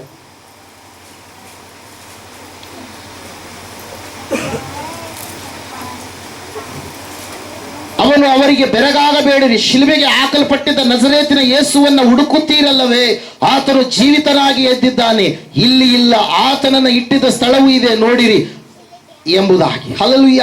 ಪ್ರೇಸ್ ನಾವು ನೋಡ್ತಾ ಇದ್ದೇವೆ ಪ್ರಿಯರೇ, ಬೆರಗಾಗ್ತಾ ಇದ್ದಾರೆ ಈ ಸ್ತ್ರೀಯರು. ಪಾಪ ಬಹಳ 3ನೇ ದಿವಸದಲ್ಲಿ ಒಂದು ಕಾರ್ಯ ಮಾಡಬೇಕಾಗಿದೆಯಲ್ವಾ, ಆ ಕಾರ್ಯ ಮಾಡುವುದಕ್ಕೋಸ್ಕರವಾಗಿ ಇವರು ಏನ್ ಮಾಡಿದ್ದಾರೆ, ಸುಗಂಧ ದ್ರವ್ಯ ತೈಲಗಳನ್ನ, ಪರಿಮಳ ದ್ರವ್ಯಗಳನ್ನ ತೆಗೆದುಕೊಂಡು ಎಲ್ಲಿಗೆ ಬಂದಿದ್ದಾರೆ, ಸಮಾಧಿ ತೋಟಕ್ಕೆ ಬಂದಿದ್ದಾರೆ. ಹಲ್ಲೆಲೂಯಾ. ಯೇಸು ಸ್ವಾಮಿಯ ದೇಹಕ್ಕೆ ಲೇಪನ ಮಾಡಬೇಕೆಂಬುದಾಗಿ ಅವರು ಬಂದಂತ ಸಮಯದಲ್ಲಿ ದೇವರ ವಾಕ್ಯದಲ್ಲಿ ನಾವು ನೋಡ್ತಾ ಇದ್ದೇವೆ, ಸತ್ಯವೇದ ಹೇಳ್ತಾ ಇದೆ ಸ್ಪಷ್ಟವಾಗಿ, ಅವರಲ್ಲಿ ಒಂದು ಆಲೋಚನೆ ಬರ್ತಾ ಇದೆ, ಅಯ್ಯೋ ಸಮಾಧಿಗೆ ದೊಡ್ಡದಾಗಿರ್ತಕ್ಕಂಥ ಕಲ್ಲನ್ನು ಉರುಳಿಸಿದ್ದಾರೆ, ಸಿಪಾಯಿಗಳು ಕಾಯ್ತಾ ಇದ್ದಾರೆ, ಮುದ್ರೆಯನ್ನ ಹಾಕಿದ್ದಾರೆ, ನಮಗೋಸ್ಕರವಾಗಿ ಆತನ ದೇಹವನ್ನು ತೆಗೆದಿಡುವಂತವರು ಯಾರು ಎಂಬುದಾಗಿ. ಹಲ್ಲೆಲೂಯಾ. ದೇವರ ವಾಕ್ಯ ಹೇಳುತ್ತೆ, ಸತ್ಯವೇದ ಹೇಳುತ್ತೆ ಪ್ರಿಯರು, ಈ ಸ್ತ್ರೀಯರು ಹೋಗೋದಕ್ಕಿಂತ ಮುಂಚಿತವಾಗಿ ಕಲ್ಲು ಉರುಳಿಸಲ್ಪಟ್ಟಿದೆ, ಯಾವ ಸೈನಿಕರ ಜಾಡು ಅಲ್ಲಿಲ್ಲ, ಅಲ್ಲಿ ಇಬ್ಬರು ಶುಭ್ರ ವಸ್ತ್ರಧಾರಿಗಳಾಗಿರ್ತಕ್ಕಂಥ ವ್ಯಕ್ತಿಗಳಿದ್ದಾರೆ. ಅವರು ನಾವು ನೋಡ್ತಾ ಇದ್ದೇವೆ ದೇವರ ದೂತರು ಎಂಬುದಾಗಿ. ಹಲ್ಲೆಲೂಯಾ. ಈ ದೇವರ ದೂತರು ಒಂದು ಸಾಕ್ಷಿಯನ್ನು ನುಡಿತಾ ಇದ್ದಾರೆ. ಏನು ಸಾಕ್ಷಿ ಎಂಬುದಾಗಿ ನಾವು ನೋಡುವಾಗ, ನೀವು ಬೆರಗಾಗಬೇಡಿರಿ, ಶಿಲುಬೆಗೆ ಹಾಕಲ್ಪಟ್ಟಿದ್ದ ನಜರೇತಿನ ಯೇಸುವನ್ನ ಹುಡುಕುತ್ತೀರಲ್ಲವೇ. ಯಾರನ್ನು ಹುಡುಕ್ತಾ ಇದ್ರಿ ನೀವು? ಯಾರನ್ನು ಹುಡುಕ್ತಾ ಇದ್ದೀರಿ? ಶಿಲುಬೆಗೆ ಹಾಕಲ್ಪಟ್ಟಿದ್ದ ನಜರೇತಿನ ಯೇಸುವನ್ನ ಹುಡುಕುತ್ತೀರಲ್ಲವೇ, ಆತನು ಜೀವಿತನಾಗಿ ಏನಾಗಿದ್ದಾನೆ, ಎದ್ದು ಬಂದಿದ್ದಾನೆ. ಹಲ್ಲೆಲೂಯಾ. ಆ ದೂತರು ಸಾಕ್ಷಿ ಕೊಟ್ಟರು ಏನಂತ ಹೇಳಿ, ಹೆದರಬೇಡಿರಿ, ಕೇಳಿರಿ, ಜನರಿಗೆಲ್ಲ ಮಹಾ ಸಂತೋಷವನ್ನುಂಟು ಮಾಡುವ ಶುಭ ಸಮಾಚಾರವನ್ನು ನಿಮಗೆ ತಿಳಿಸುತ್ತೇನೆ. ಅದೇನೆಂದರೆ, ಇವತ್ತು ನಿಮಗೋಸ್ಕರವಾಗಿ ದಾವೀದನೂರಲ್ಲಿ ಒಬ್ಬ ರಕ್ಷಕನು ಹುಟ್ಟಿದ್ದಾನೆ. ದೂತರು ಹೇಳಿದ್ರು, ನಿಜವಾಗ್ಲೂ ಅಲ್ಲಿ ರಕ್ಷಕ ಹುಟ್ಟಿದ್ದ. ರಕ್ಷಕನನ್ನು ಹುಡುಕಿಕೊಂಡು ಹೋಗ್ತಾ ಇದ್ದಾರೆ ಪ್ರಿಯರೇ. ಯಾರು ಯಾರು? ಕುರುಬರು. ಹಲ್ಲೆಲೂಯಾ. ಇಲ್ಲಿ ಸ್ವಾಮಿಯನ್ನು ಹುಡುಕಿಕೊಂಡು ಬಂದಿದ್ದಾರೆ. ಯಾರು? ಸ್ತ್ರೀಯರು. ಇಲ್ಲಿ ನಾವು ನೋಡ್ತಾ ಇದ್ದೇವೆ, ಆ ಸ್ತ್ರೀಯರಿಗೆ ಒಂದು ಸಂದೇಶವನ್ನ, ಒಂದು ಸಾಕ್ಷಿಯನ್ನ ದೂತರು ನುಡಿತಾ ಇದ್ದಾರೆ. ಆ ಸಾಕ್ಷಿ ಏನಾಗಿದೆ ಎಂಬುದಾಗಿ ನಾವು ನೋಡುವಾಗ, ಶಿಲುಬೆಗೆ ಹಾಕಲ್ಪಟ್ಟಿದ್ದಂತ ನಜರೇತಿನ ಯೇಸು, ಆತನು ಮರಣವನ್ನ ಮರಣಿಸಿ ಸತ್ತಂತ ಆತನು ಜೀವಿತನಾಗಿ ಎದ್ದಿದ್ದಾನೆ. ಇಲ್ಲಿ ಇಲ್ಲ, ಆತನನ್ನು ಇಟ್ಟಿದ್ದ ಸ್ಥಳ ಇದೇ ಎಂಬುದಾಗಿ ಏನ್ ಮಾಡ್ತಾ ಇದ್ದಾರೆ, ತಿಳಿಸ್ತಾ ಇದ್ದಾರೆ ಪ್ರಿಯರೇ. ದೇವರ ವಾಕ್ಯದಲ್ಲಿ ನಾವು ನೋಡ್ತಾ ಇದ್ದೇವೆ, ಸತ್ಯವೇದ ಹೇಳ್ತಾ ಇದೆ ಸ್ಪಷ್ಟವಾಗಿ, ಆ ಸಾಕ್ಷಿ ನಿಜವಾದಂತ ಸಾಕ್ಷಿಯಾಗಿ ಇತ್ತು ಪ್ರಿಯರೇ. ಯಾಕಂದ್ರೆ ಮನುಷ್ಯರ ಸಾಕ್ಷಿ ಅಲ್ಲ, ಮೊದಲನೇದಾಗಿ ಸಾಕ್ಷಿ ಕೊಟ್ಟಿರುವಂಥದ್ದು ಯಾರಿಗ್ರಿ? ದೂತರಿಗೆ ಪ್ರಿಯರೇ. ಹಲ್ಲೆಲೂಯಾ. ಅನೇಕ ಸಾರಿ ಯೇಸು ಸ್ವಾಮಿಯ ಜೀವಿತದಲ್ಲಿ ನಾವು ನೋಡುವಾಗ ಅನೇಕ ಸಾರಿ ದೂತರು ಬಂದಿರುವಂಥದ್ದು, ಪರಿಚರ್ಯ ಮಾಡಿರುವಂಥದ್ದನ್ನು ಕೂಡ ನಾವು ನೋಡ್ತಾ ಇದ್ದೇವೆ. ಮೊದಲನೇದಾಗಿ ಆತನ ಹುಟ್ಟಿನ ಜನನದ ಸಮಯದಲ್ಲಿ ಮರಿಯಳಿಗೆ ಯೋಸೇಫನಿಗೆ ದರ್ಶನ ಕೊಟ್ಟ ರೀತಿಯಲ್ಲಿ, ಜಕರಿಯನಿಗೆ ದರ್ಶನ ಕೊಟ್ಟ ರೀತಿಯಲ್ಲಿ, ಯೇಸು ಸ್ವಾಮಿ ಹುಟ್ಟಿದಾದ ಮೇಲೆ ಆತನು ನಾವು ನೋಡ್ತಾ ಇದ್ದೇವೆ, ಸತ್ಯವೇದ ಹೇಳ್ತಾ ಇದೆ, ಆ ಕುರುಬರಿಗೆ ದರ್ಶನ ಕೊಟ್ಟು ಸಾಕ್ಷಿಯನ್ನು ನುಡಿದ ಒಂದು ವಿಷಯ ಆಗಿರುವುದು. ಅಷ್ಟು ಮಾತ್ರವಲ್ಲದೆ ಆತನು ಸೇವೆಯ ಪ್ರಾರಂಭದ ಸಮಯದಲ್ಲಿ 40 ದಿವಸ ಉಪವಾಸ ಇದ್ದಾಗ ಆ ದೂತರು ಬಂದು ಆತನಿಗೆ ಪರಿಚರ್ಯ ಮಾಡಿದ್ರು ಎಂಬುದಾಗಿ ನಾವು ನೋಡ್ತಾ ಇದ್ದೇವೆ. ಹಲ್ಲೆಲೂಯಾ. ಯೇಸು ಸ್ವಾಮಿ ಗೆತ್ಸೆಮನೆ ತೋಟದಲ್ಲಿರುವಾಗ ಹೇಳ್ತಾನೆ ಏನಂತ ಹೇಳಿ, ನಾನು ಈಗ ಕೇಳಿಕೊಂಡ್ರೆ ನನ್ನ ತಂದೆಯನ್ನು 12 ಗಣಗಳಿಗಿಂತಲೂ ಹೆಚ್ಚಿನ ದೂತರು ಇವಾಗಲೇ ಇಳಿದು ಬರ್ತಾರೆ ಎಂಬುದಾಗಿ. ಹಲ್ಲೆಲೂಯಾ. ಅಂದ್ರೆ 72,000 ದೂತರುಗಳು. ಹಲ್ಲೆಲೂಯಾ. ಆದ್ರೆ ನಾವು ನೋಡ್ತಾ ಇದ್ದೇವೆ ಪ್ರಿಯರೇ, ಈ ಸಮಯದಲ್ಲಿ ಏನಂತ ಹೇಳಿ ಅಂತಂದ್ರೆ, ದೇವರ ವಾಕ್ಯ ಹೇಳ್ತಾ ಇದೆ, ದೂತನು ಹೇಳಿದಂತ ಮಾತು ಸಂಪೂರ್ಣ ಸತ್ಯ. ಮನುಷ್ಯರಾದ್ರೆ ಈಗೊಂದು ಆಗೊಂದು ಇನ್ನೊಂದು ಮಾತುಗಳನ್ನು ಮಾತಾಡಬಹುದು, ಆದರೆ ದೇವರ ದೂತರು, ದೇವರ ಸೇವಕರು ಎಂಬುದಾಗಿ ಕರೆಸಿಕೊಳ್ಳುವಂಥವರು ಆತ್ಮಜೀವಿಗಳು ಸಂಪೂರ್ಣ ಸತ್ಯವನ್ನು ಅವ್ರು ಏನು ಮಾಡಿದ್ರು, ನುಡಿದ್ರು ಪ್ರಿಯರೇ. ಅದೇ ರೀತಿಯಾಗಿ ಯೇಸು ಸ್ವಾಮಿ ಆರೋಹಣನಾಗಿ ಹೋಗಬೇಕಾದಂಥ ಸಮಯದಲ್ಲಿ ಕೂಡ, ಯಾಕೆ ನೀವು ಮೇಲಕ್ಕೆ ನೋಡ್ತಾ ಇದ್ದೀರಿ, ಯಾವ ರೀತಿಯಾಗಿ ಮೇಲಕ್ಕೆ ಆಕಾಶದೊಳಗೆ ಒಯ್ಯಲ್ಪಟ್ಟಂತ ಯೇಸು ಮತ್ತೆ ಪುನಃ ಆತನ ಏನ್ ಮಾಡ್ಲಿಕ್ಕಿದ್ದಾನೆ, ಭೂಮಿ ಮೇಲೆ ಬರ್ಲಿಕ್ಕಿದ್ದಾನೆ. ಇಲ್ಲಿ ನಾವು ತಿಳಿದುಕೊಳ್ಬೇಕಾಗಿರ್ತಕ್ಕಂಥ ಅಂಶ ಒಂದೇ, ಮೊದಲನೇ ಸಾಕ್ಷಿ ಯಾರು ಕೊಡ್ತಾ ಇದ್ದಾರೆ? ದೂತರು ಕೊಡ್ತಾ ಇದ್ದಾರೆ. ಯೇಸುವಿನ ಜನನದ ಸಮಯದಲ್ಲಿ, ಯೇಸುವಿನ ಪುನರುತ್ಥಾನದ ಸಮಯದಲ್ಲಿ ಕೂಡ ದೂತರ ಸಾಕ್ಷಿ ಬಹಳ ಮುಖ್ಯವಾಗಿರುವಂಥದ್ದು. ಮಗ್ದಲೇನೆ ಮರಿಯಳು ತೋಟದ ಮಾಲೀಕನು ಎಂಬುದಾಗಿ ನೆನೆಸಿ ಯೇಸುವನ್ನ ಏನ್ ಮಾಡ್ತಾ ಇದ್ದಾಳೆ, ಅಯ್ಯ ನೀನು ನನ್ನ ಸ್ವಾಮಿಯ ದೇಹವನ್ನು ಎತ್ತಿಕೊಂಡು ಹೋಗಿದ್ರೆ ನನಗೆ ಕೊಡು, ನಾನು ತೆಗೆದುಕೊಂಡು ಹೋಗ್ತೇನೆ ಎಂಬುದಾಗಿ ಆ ಸಮಯದಲ್ಲಿ ಸ್ವಾಮಿಯವರು ಹೇಳ್ತಾರೆ ಏನಂತ ಹೇಳಿ, ಮರಿಯಳೆ ಎಂಬುದಾಗಿ. ಹಲ್ಲೆಲೂಯಾ. ಹೆಸರಿಡಿದು ಯಾವಾಗ ಸ್ವಾಮಿ ಕರೆದ್ರು ಆ ಸಮಯದಲ್ಲಿ ಮರಿಯಳು ಇಬ್ರಿಯ ಭಾಷೆಯಲ್ಲಿ ರಬ್ಬೂನಿ ಎಂಬುದಾಗಿ, ಗುರುವೇ ಎಂಬುದಾಗಿ ಆಕೆ ಕರೆದು ಆತನ ಪಾದಗಳನ್ನು ಹಿಡಿಯಬೇಕಂತೇಳಿ ಹೋದಂಥ ಸಮಯದಲ್ಲಿ ನಾವು ನೋಡ್ತಾ ಇದ್ದೇವೆ. ದೇವರ ವಾಕ್ಯ ಹೇಳ್ತಾರೆ, ಸತ್ಯವೇದ ಹೇಳ್ತಾ ಇದೆ ಸ್ಪಷ್ಟವಾಗಿ, ಸ್ವಾಮಿ ಆಕೆಯನ್ನು ತಡೆದ್ರು. ನಾನು ಇನ್ನೂ ತಂದೆಯ ಬಳಿಗೆ ಏರಿ ಹೋಗಿಲ್ಲ, ನೀನು ನನ್ನ ಸಹೋದರರ ಬಳಿಗೆ ಹೋಗಿ, ಶಿಷ್ಯರ ಬಳಿಗೆ ಹೋಗಿ ನಾನು ಎದ್ದಿರುವಂಥ ಸಂಗತಿಯನ್ನು ನೀನು ತಿಳಿಸು ಎಂಬುದಾಗಿ. ಹಲ್ಲೆಲೂಯಾ. Praise Lord. ಪುನರುತ್ಥಾನದ ಬಲ, ಪುನರುತ್ಥಾನದ ಶಕ್ತಿಯನ್ನ ನಾವು ತಿಳಿದುಕೊಂಡಿದ್ದಾದ ಮೇಲೆ ಅವರು ಯಾವ ರೀತಿಯಾಗಿ ಸಾಕ್ಷಿ ಕೊಟ್ಟಿದ್ದಾರೆ? ಯಾರು ಸಾಕ್ಷಿ ಕೊಟ್ಟಿದ್ದಾರೆ? ದೂತನು ಸಾಕ್ಷಿ ಕೊಟ್ಟಿದ್ದಾನೆ, ಮಗ್ದಲೇನ ಮರಿಯಳು ಸಾಕ್ಷಿ ಕೊಟ್ಟಿದ್ದಾರೆ, ಅಲ್ಲಿರ್ತಕ್ಕಂಥ ಸ್ತ್ರೀಯರು ಸಾಕ್ಷಿ ಕೊಟ್ಟಿದ್ದಾರೆ, ಪೌಲ ಅಲ್ಲಿ ನಾವು ನೋಡ್ತಾ ಇದ್ದೇವೆ ಯೋಹಾನ ಪೇತ್ರ ಸಾಕ್ಷಿ ಕೊಟ್ಟಿದ್ದಾರೆ. 15ನೇ ಅಧ್ಯಾಯದಲ್ಲಿ ಪೌಲನು ಸಂಪೂರ್ಣವಾಗಿ ಸಾಕ್ಷಿ ಕೊಡ್ತಾ ಇದ್ದಾನೆ. ಏನಂತ ಹೇಳಿ, ಕಟ್ಟ ಕಡೆಯದಾಗಿ ನಾನು ದಿನ ತುಂಬದೆ ಹುಟ್ಟಿರ್ತಕ್ಕಂಥ ನನಗೂ ಕೂಡ ಸ್ವಾಮಿ ಕಾಣಿಸಿಕೊಂಡನೆಂಬುದಾಗಿ. ನನ್ನನ್ನು ಸೇವೆಗೆ ಯಾರು ಕರೀಲಿಲ್ಲ, ಸ್ವಾಮಿಯೇ ನನಗೆ ಪ್ರತ್ಯಕ್ಷನಾಗಿ ಕರೆದು ಆತನು ನನ್ನನ್ನು ತನ್ನ ಸೇವೆಗೆ ಆಯ್ಕೆ ಮಾಡಿಕೊಂಡನು ಎಂಬುದಾಗಿ. ಹಲ್ಲೆಲೂಯಾ. ಆತನು ಅನೇಕ ಜನರಿಗೆ ಕಾಣಿಸಿಕೊಂಡ, ಒಂದೇ ಸಮಯದಲ್ಲಿ 500 ಜನರಿಗೆ ಆತನು ಕಾಣಿಸಿಕೊಂಡ, ಎಮ್ಮಾಹು ಮಾರ್ಗದಲ್ಲಿ ಹೋಗುವಂತ ಶಿಷ್ಯರಿಗೆ ಆತನು ಕಾಣಿಸಿಕೊಂಡ. ಇವತ್ತಿನ ದಿವಸ ನಾವು ನೋಡಬೇಕಾಗಿದೆ, ಪುನರುತ್ಥಾನ ಎನ್ನುವಂಥದ್ದು ಇದು ಏನಾಗಿದೆ? ಒಂದು ಸಂಪೂರ್ಣ ಸಾಕ್ಷಿಯಿಂದ ಕೂಡಿರ್ತಕ್ಕಂಥ ಒಂದು ಹಬ್ಬವಾಗಿದೆ ಪ್ರಿಯರೇ. ನಾವು ಆ ಸಾಕ್ಷಿಯನ್ನು ನಾವು ಮಾತ್ರ ಹೊಂದಿಕೊಳ್ಳುವಂಥದ್ದಲ್ಲ. ದೂತರು ಹೇಳಿದಂತೆ ನಾನು ನೀನು ಹೇಳಬೇಕಾಗಿದೆ, ಮಗ್ದಲೇನ ಮರಿಯಳು ಹೇಳಿದಂತೆ ನಾನು ನೀನು ಹೇಳಬೇಕಾಗಿದೆ, ಪೌಲ ಮತ್ತೆ ಪೇತ್ರ ಯೋಹಾನರು ಶಿಷ್ಯರು ನುಡಿದಂತೆ ನಾನು ನೀನು ಕೂಡ ಇತರರಿಗೆ ಪುನರುತ್ಥಾನದ ಬಲ ಶಕ್ತಿಯನ್ನು ನಾವು ತಿಳಿಸಬೇಕಾಗಿದೆ. ನಾವು ನೋಡ್ತಾ ಇದ್ದೇವೆ, ಸತ್ಯವೇದ ಹೇಳ್ತಾ ಇದೆ ಸ್ಪಷ್ಟವಾಗಿ, ಆತನು ಸಮಾಧಿಯ ಮೇಲೆ ಜಯವನ್ನು ತಂದ. ದೇವರ ವಾಕ್ಯದಲ್ಲಿ ನಾವು ನೋಡ್ತಾ ಇದ್ದೇವೆ, ಪುನರುತ್ಥಾನ ಎನ್ನುವಂಥದ್ದು ಜಯದ ಹಬ್ಬ ಎಂಬುದಾಗಿ ನಾವು ನೋಡಿದ್ವಿ. ಮತ್ತಾಯನ ಬರೆಸುವಾರ್ತೆ 28ನೇ ಅಧ್ಯಾಯ 7ನೇ ವಚನ, ಯಾವುದರ ಮೇಲೆ ಜಯ ಬಂತು ಎಂಬುದಾಗಿ ನಾವು ನೋಡೋಣ. ಮತ್ತ 28 7ನೇ ವಚನ. ಸ್ಥಳವನ್ನ ನೋಡಿರಿ ಮತ್ತು ಬೇಗ ಹೋಗಿ ಆತನ ಶಿಷ್ಯರಿಗೆ ಆತನು ನಿಮ್ಮ ಮುಂದೆ ಗಲಿಲಾಯಕ್ಕೆ ಹೋಗುತ್ತೇನೆ, ಅಲ್ಲಿ ಆತನನ್ನ ಕಾಣುವಿರಿ ಎಂದು ತಿಳಿಸಿರಿ ಎಂಬುದಾಗಿ. ಹಲ್ಲೆಲೂಯಾ. ಇಲ್ಲಿ ನಾವು ನೋಡ್ತಾ ಇದ್ದೇವೆ ಸ್ಥಳ. ಆ ಸ್ಥಳ ಯಾವ್ದ್ರಿ? ಅದು ಸಮಾಧಿ. ಸ್ವಾಮಿಯನ್ನು ಎಲ್ಲಿಟ್ಟಿದ್ದಾರೆ? ಸಮಾಧಿಯ ತೋಟದಲ್ಲಿ ಇಟ್ಟಿದ್ದಾರೆ, ಸಮಾಧಿಯ ಗವಿಯಲ್ಲಿ ಇಟ್ಟಿದ್ದಾರೆ. ಹಲ್ಲೆಲೂಯಾ. ದೂತನು ಹೇಳ್ತಾ ಇದ್ದಾನೆ, ಆತನು ಮಲಗಿದಂತ ಸ್ಥಳವನ್ನ ನೋಡ್ರಿ. ಅಷ್ಟು ಮಾತ್ರವಲ್ಲದೆ ಲೂಕನ ಬರೆಸುವಾರ್ತೆ 24ನೇ ಅಧ್ಯಾಯ 5-6ನೇ ವಚನ, ಅಪೊಸ್ತಲರ ಕೃತ್ಯಗಳ ಪುಸ್ತಕ 3ನೇ ಅಧ್ಯಾಯ 15ನೇ ವಚನದಲ್ಲಿ ನಾವು ನೋಡುವಾಗ ಸಂಪೂರ್ಣವಾಗಿ ಆತನು ಸಮಾಧಿಯ ಮೇಲೆ ಜಯವನ್ನ ತೆಗೆದುಕೊಂಡು ಬಂದ ಪ್ರಿಯರೇ. ಸಮಾಧಿಯನ್ನ ಆತನು ಜಯಿಸಿದ. ಯಾವುದನ್ನು ಜಯಿಸಿದ ಆತ? ಸಮಾಧಿಯನ್ನ. ಯಾವ ಮನುಷ್ಯನು ಕೂಡ ಇದುವರೆಗೆ ಚರಿತ್ರೆಯಲ್ಲಿ ಎಲ್ಲಿ ಕೂಡ ಲಿಖಿತವಾಗಿಲ್ಲ ಸಮಾಧಿಯನ್ನು ಜಯಿಸಿರುವಂಥದ್ದು. ಯೇಸು ಕ್ರಿಸ್ತನು ಮಾತ್ರ ಸಮಾಧಿಯ ಮೇಲೆ ಜಯವನ್ನು ಆತನು ಸಾಧಿಸಿ ಆತನು ಹೊರಟು ಬಂದ ಪ್ರಿಯರೇ. ದೇವರ ವಾಕ್ಯದಲ್ಲಿ ನಾವು ನೋಡ್ತಾ ಇದ್ದೇವೆ, ದೇವರ ವಾಕ್ಯ ಹೇಳ್ತಾ ಸತ್ಯವೇದ ಹೇಳ್ತಾ ಇದೆ, ನೀವು ಸ್ಥಳವನ್ನ ನೋಡಿರಿ. ಆ ಸ್ಥಳ ಯಾವುದಲ್ಲ? ಯಾವುದ್ರಿ? ಸಮಾಧಿ. ಸಮಾಧಿಯಲ್ಲಿ ಏನಿರುತ್ತೆ? ಸಮಾಧಿಯಲ್ಲಿ ಏನಿರುತ್ತೆ? ಮನುಷ್ಯ ಸತ್ತು ಹೋಗಿರ್ತಕ್ಕಂಥ ಮನುಷ್ಯನ ದೇಹ ಇರುತ್ತೆ, ಅಸ್ಥಿ ಪಂಜರದೋಪಾದಿಯಲ್ಲಿ ಆಗಿರ್ತಕ್ಕಂಥ ಸ್ಥಿತಿ ಇರುತ್ತೆ, ಎಲ್ಲರ ಸಮಾಧಿಗಳು. ಆದರೆ ಪ್ರಪಂಚದಲ್ಲಿ ಒಂದೇ ಒಂದು ಸಮಾಧಿ ಇದೆ, ಯೆರೂಸಲೇಮ್. ಈಗಲೂ ಕೂಡ ಹೋದ್ರೆ ನಿಮಗೆ ಕಾಣಿಸಲ್ಪಡುತ್ತೆ. ಆ ಸಮಾಧಿ ಎಂತಹ ಸಮಾಧಿ? ಅದು ಖಾಲಿಯಾದಂಥ ಸಮಾಧಿ. ಆ ಸಮಾಧಿಯಲ್ಲಿ ಮೂಳೆಗಳನ್ನು ಹುಡುಕೋದಕ್ಕೆ ಹೋದ್ರೆ ಮೂಳೆ ನಿಮಗೆ ಏನಾಗಲ್ಲ, ಸಿಗೋದಕ್ಕೆ ಸಾಧ್ಯ ಇಲ್ಲ. ಹಲ್ಲೆಲೂಯಾ. ಯಾಕೆ ಹೇಳ್ರಿ? ಯೇಸು ಸ್ವಾಮಿ ಸಮಾಧಿಯನ್ನ ಗೆದ್ದು ಆತನು ಎದ್ದು ಬಂದಿದ್ದಾನೆ ಪ್ರಿಯರೇ. ಹಲ್ಲೆಲೂಯಾ. ದೇವರ ವಾಕ್ಯ ಹೇಳುತ್ತೆ, ಮೊದಲನೇದಾಗಿ ಸಮಾಧಿಯ ಮೇಲೆ ಆತನು ಜಯವನ್ನ ಸಾಧಿಸಿದ್ದಾನೆ. ಎರಡನೇದಾಗಿ 28ನೇ ಅಧ್ಯಾಯ 4ನೇ ವಚನದಲ್ಲಿ ನಾವು ನೋಡ್ತಾ ಇದ್ದೇವೆ, ಕಾವಲುಗಾರರು ಅವನಿಗೆ ಎದರಿ ನಡುಗೆ ಸತ್ತವರ ಹಾಗಾದರು ಎಂಬುದಾಗಿ. ಎರಡನೇದಾಗಿ ಸರ್ಕಾರದ ಮೇಲೆ ಆವತ್ತಿನ ದಿವಸ ಇರ್ತಕ್ಕಂಥ ಪ್ರಭುತ್ವ, ರೋಮನ್ ಪ್ರಭುತ್ವದ ಮೇಲೆ ಯೇಸು ಸ್ವಾಮಿ ಜಯವನ್ನ ತಂದ್ರು ಪ್ರಿಯರೇ. ಹಲ್ಲೆಲೂಯಾ. ದೇವರ ವಾಕ್ಯ ಹೇಳುತ್ತೆ ಪ್ರಿಯರೇ, 28ನೇ ಅಧ್ಯಾಯ 11ರಿಂದ 15 ವಚನಗಳನ್ನ ನಾವು ನೋಡುವಾಗ ಕಾವಲುಗಾರರು ಹೋಗಿ ತಿಳಿಸ್ತಾ ಇದ್ದಾರೆ. ಏನಂತೇಳಿ? ದೂತರು ಬಂದ್ರು, ಯೇಸು ಸ್ವಾಮಿ ಮರಣವನ್ನ ಗೆದ್ದು ಆತನು ಎದ್ದು ಬಂದ ಎನ್ನುವಂತ ವಿಷಯವನ್ನ ಆ ಕಾವಲುಗಾರರು ತಿಳಿಸ್ತಾ ಇದ್ದಾರೆ. ಯಾರಿಗೆ ತಿಳಿಸ್ತಾ ಇದ್ದಾರೆ ಕಾವಲುಗಾರರು? ಅಲ್ಲಿ ನಾವು ನೋಡ್ತಾ ಇದ್ದೇವೆ 11ನೇ ವಚನದಲ್ಲಿ, ಅವರು ಹೋಗುತ್ತಿರುವಾಗ ಕಾವಲುಗಾರರಲ್ಲಿ ಕೆಲವರು ಪಟ್ಟಣದೊಳಕ್ಕೆ ಬಂದು ನಡೆದ ಸಂಗತಿಗಳನ್ನೆಲ್ಲ ಯಾರಿಗೆ ತಿಳಿಸಿದ್ರಂತೆ? ಮಹಾಯಾಜಕರಿಗೆ ತಿಳಿಸಿದರು. ಹಲ್ಲೆಲೂಯಾ. ನಾವು ನೋಡ್ತಾ ಇದ್ದೇವೆ ಪ್ರಿಯರೇ, ಯೇಸು ಕ್ರಿಸ್ತನ ಒಂದು ಇದು ಪುನರುತ್ಥಾನದ ಜಯ. ಇದು ಯಾವುದರ ಮೇಲೆ ಜಯ ಆಗಿರುವಂಥದ್ರಿ? ರೋಮನ್ನರ ಅಧಿಕಾರದ ಮೇಲೆ, ರೋಮನ್ನರ ಸೈನಿಕರ ಮೇಲೆ, ರೋಮನ್ನರ ಪ್ರಭುತ್ವದ ಮೇಲೆ, ಸರ್ಕಾರದ ಮೇಲೆ ದೊಡ್ಡದಾಗಿರ್ತಕ್ಕಂಥ ಜಯವನ್ನ ಯೇಸು ಸ್ವಾಮಿ ತೆಗೆದುಕೊಂಡು ಬಂದರು ಪ್ರಿಯರೇ. ಹಲ್ಲೆಲೂಯಾ.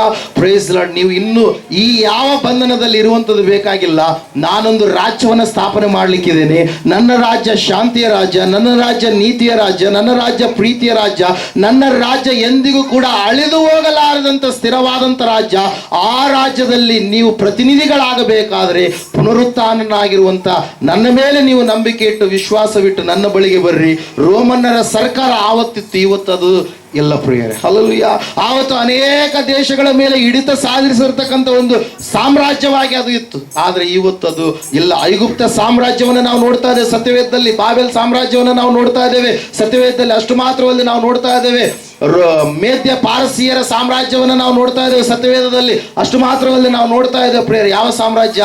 ಗ್ರೀಕ್ ಸಾಮ್ರಾಜ್ಯದ ಕುರಿತಾಗಿ. ಮತ್ತೆ ಅಂತ್ಯಕಾಲದಲ್ಲಿ ಯೇಸು ಸ್ವಾಮಿ ಬಂದಿರತಕ್ಕಂಥ ಸಮಯದಲ್ಲಿ ಇರತಕ್ಕಂಥ ಈ ರೋಮನ್ನರ ಸಾಮ್ರಾಜ್ಯ. ಹಲ್ಲೆಲೂಯಾ. ಈಗ ಆಳ್ವಿಕೆಯಲ್ಲಿರುವಂಥದ್ದು ಯಾವ ಸಾಮ್ರಾಜ್ಯ ರೀ? ಸೈತಾನನ ಸಾಮ್ರಾಜ್ಯ. ಹಲ್ಲೆಲೂಯಾ. ಈ ಸೈತಾನನ ಸಾಮ್ರಾಜ್ಯವನ್ನ ಯೇಸು ತೊಲಗಿಸಿ ಆತನು ಸಂಪೂರ್ಣವಾಗಿ ಒಂದು ಸಾಮ್ರಾಜ್ಯವನ್ನ ಸ್ಥಾಪನೆ ಮಾಡ್ಲಿಕ್ಕಿದ್ದಾನೆ. ಅದುವೇ ಯಾವ ಸಾಮ್ರಾಜ್ಯ ರೀ? ತಂದೆಯ ಸಾಮ್ರಾಜ್ಯ. ಹಲ್ಲೆಲೂಯಾ. ಪರಲೋಕದ ರಾಜ್ಯ. ಪರಲೋಕ ಪ್ರಾರ್ಥನೆಯಲ್ಲಿ ಯೇಸು ಸ್ವಾಮಿ ಹೇಳ್ತಾ ಇದ್ದಾರೆ ಏನಂತ ಹೇಳಿ?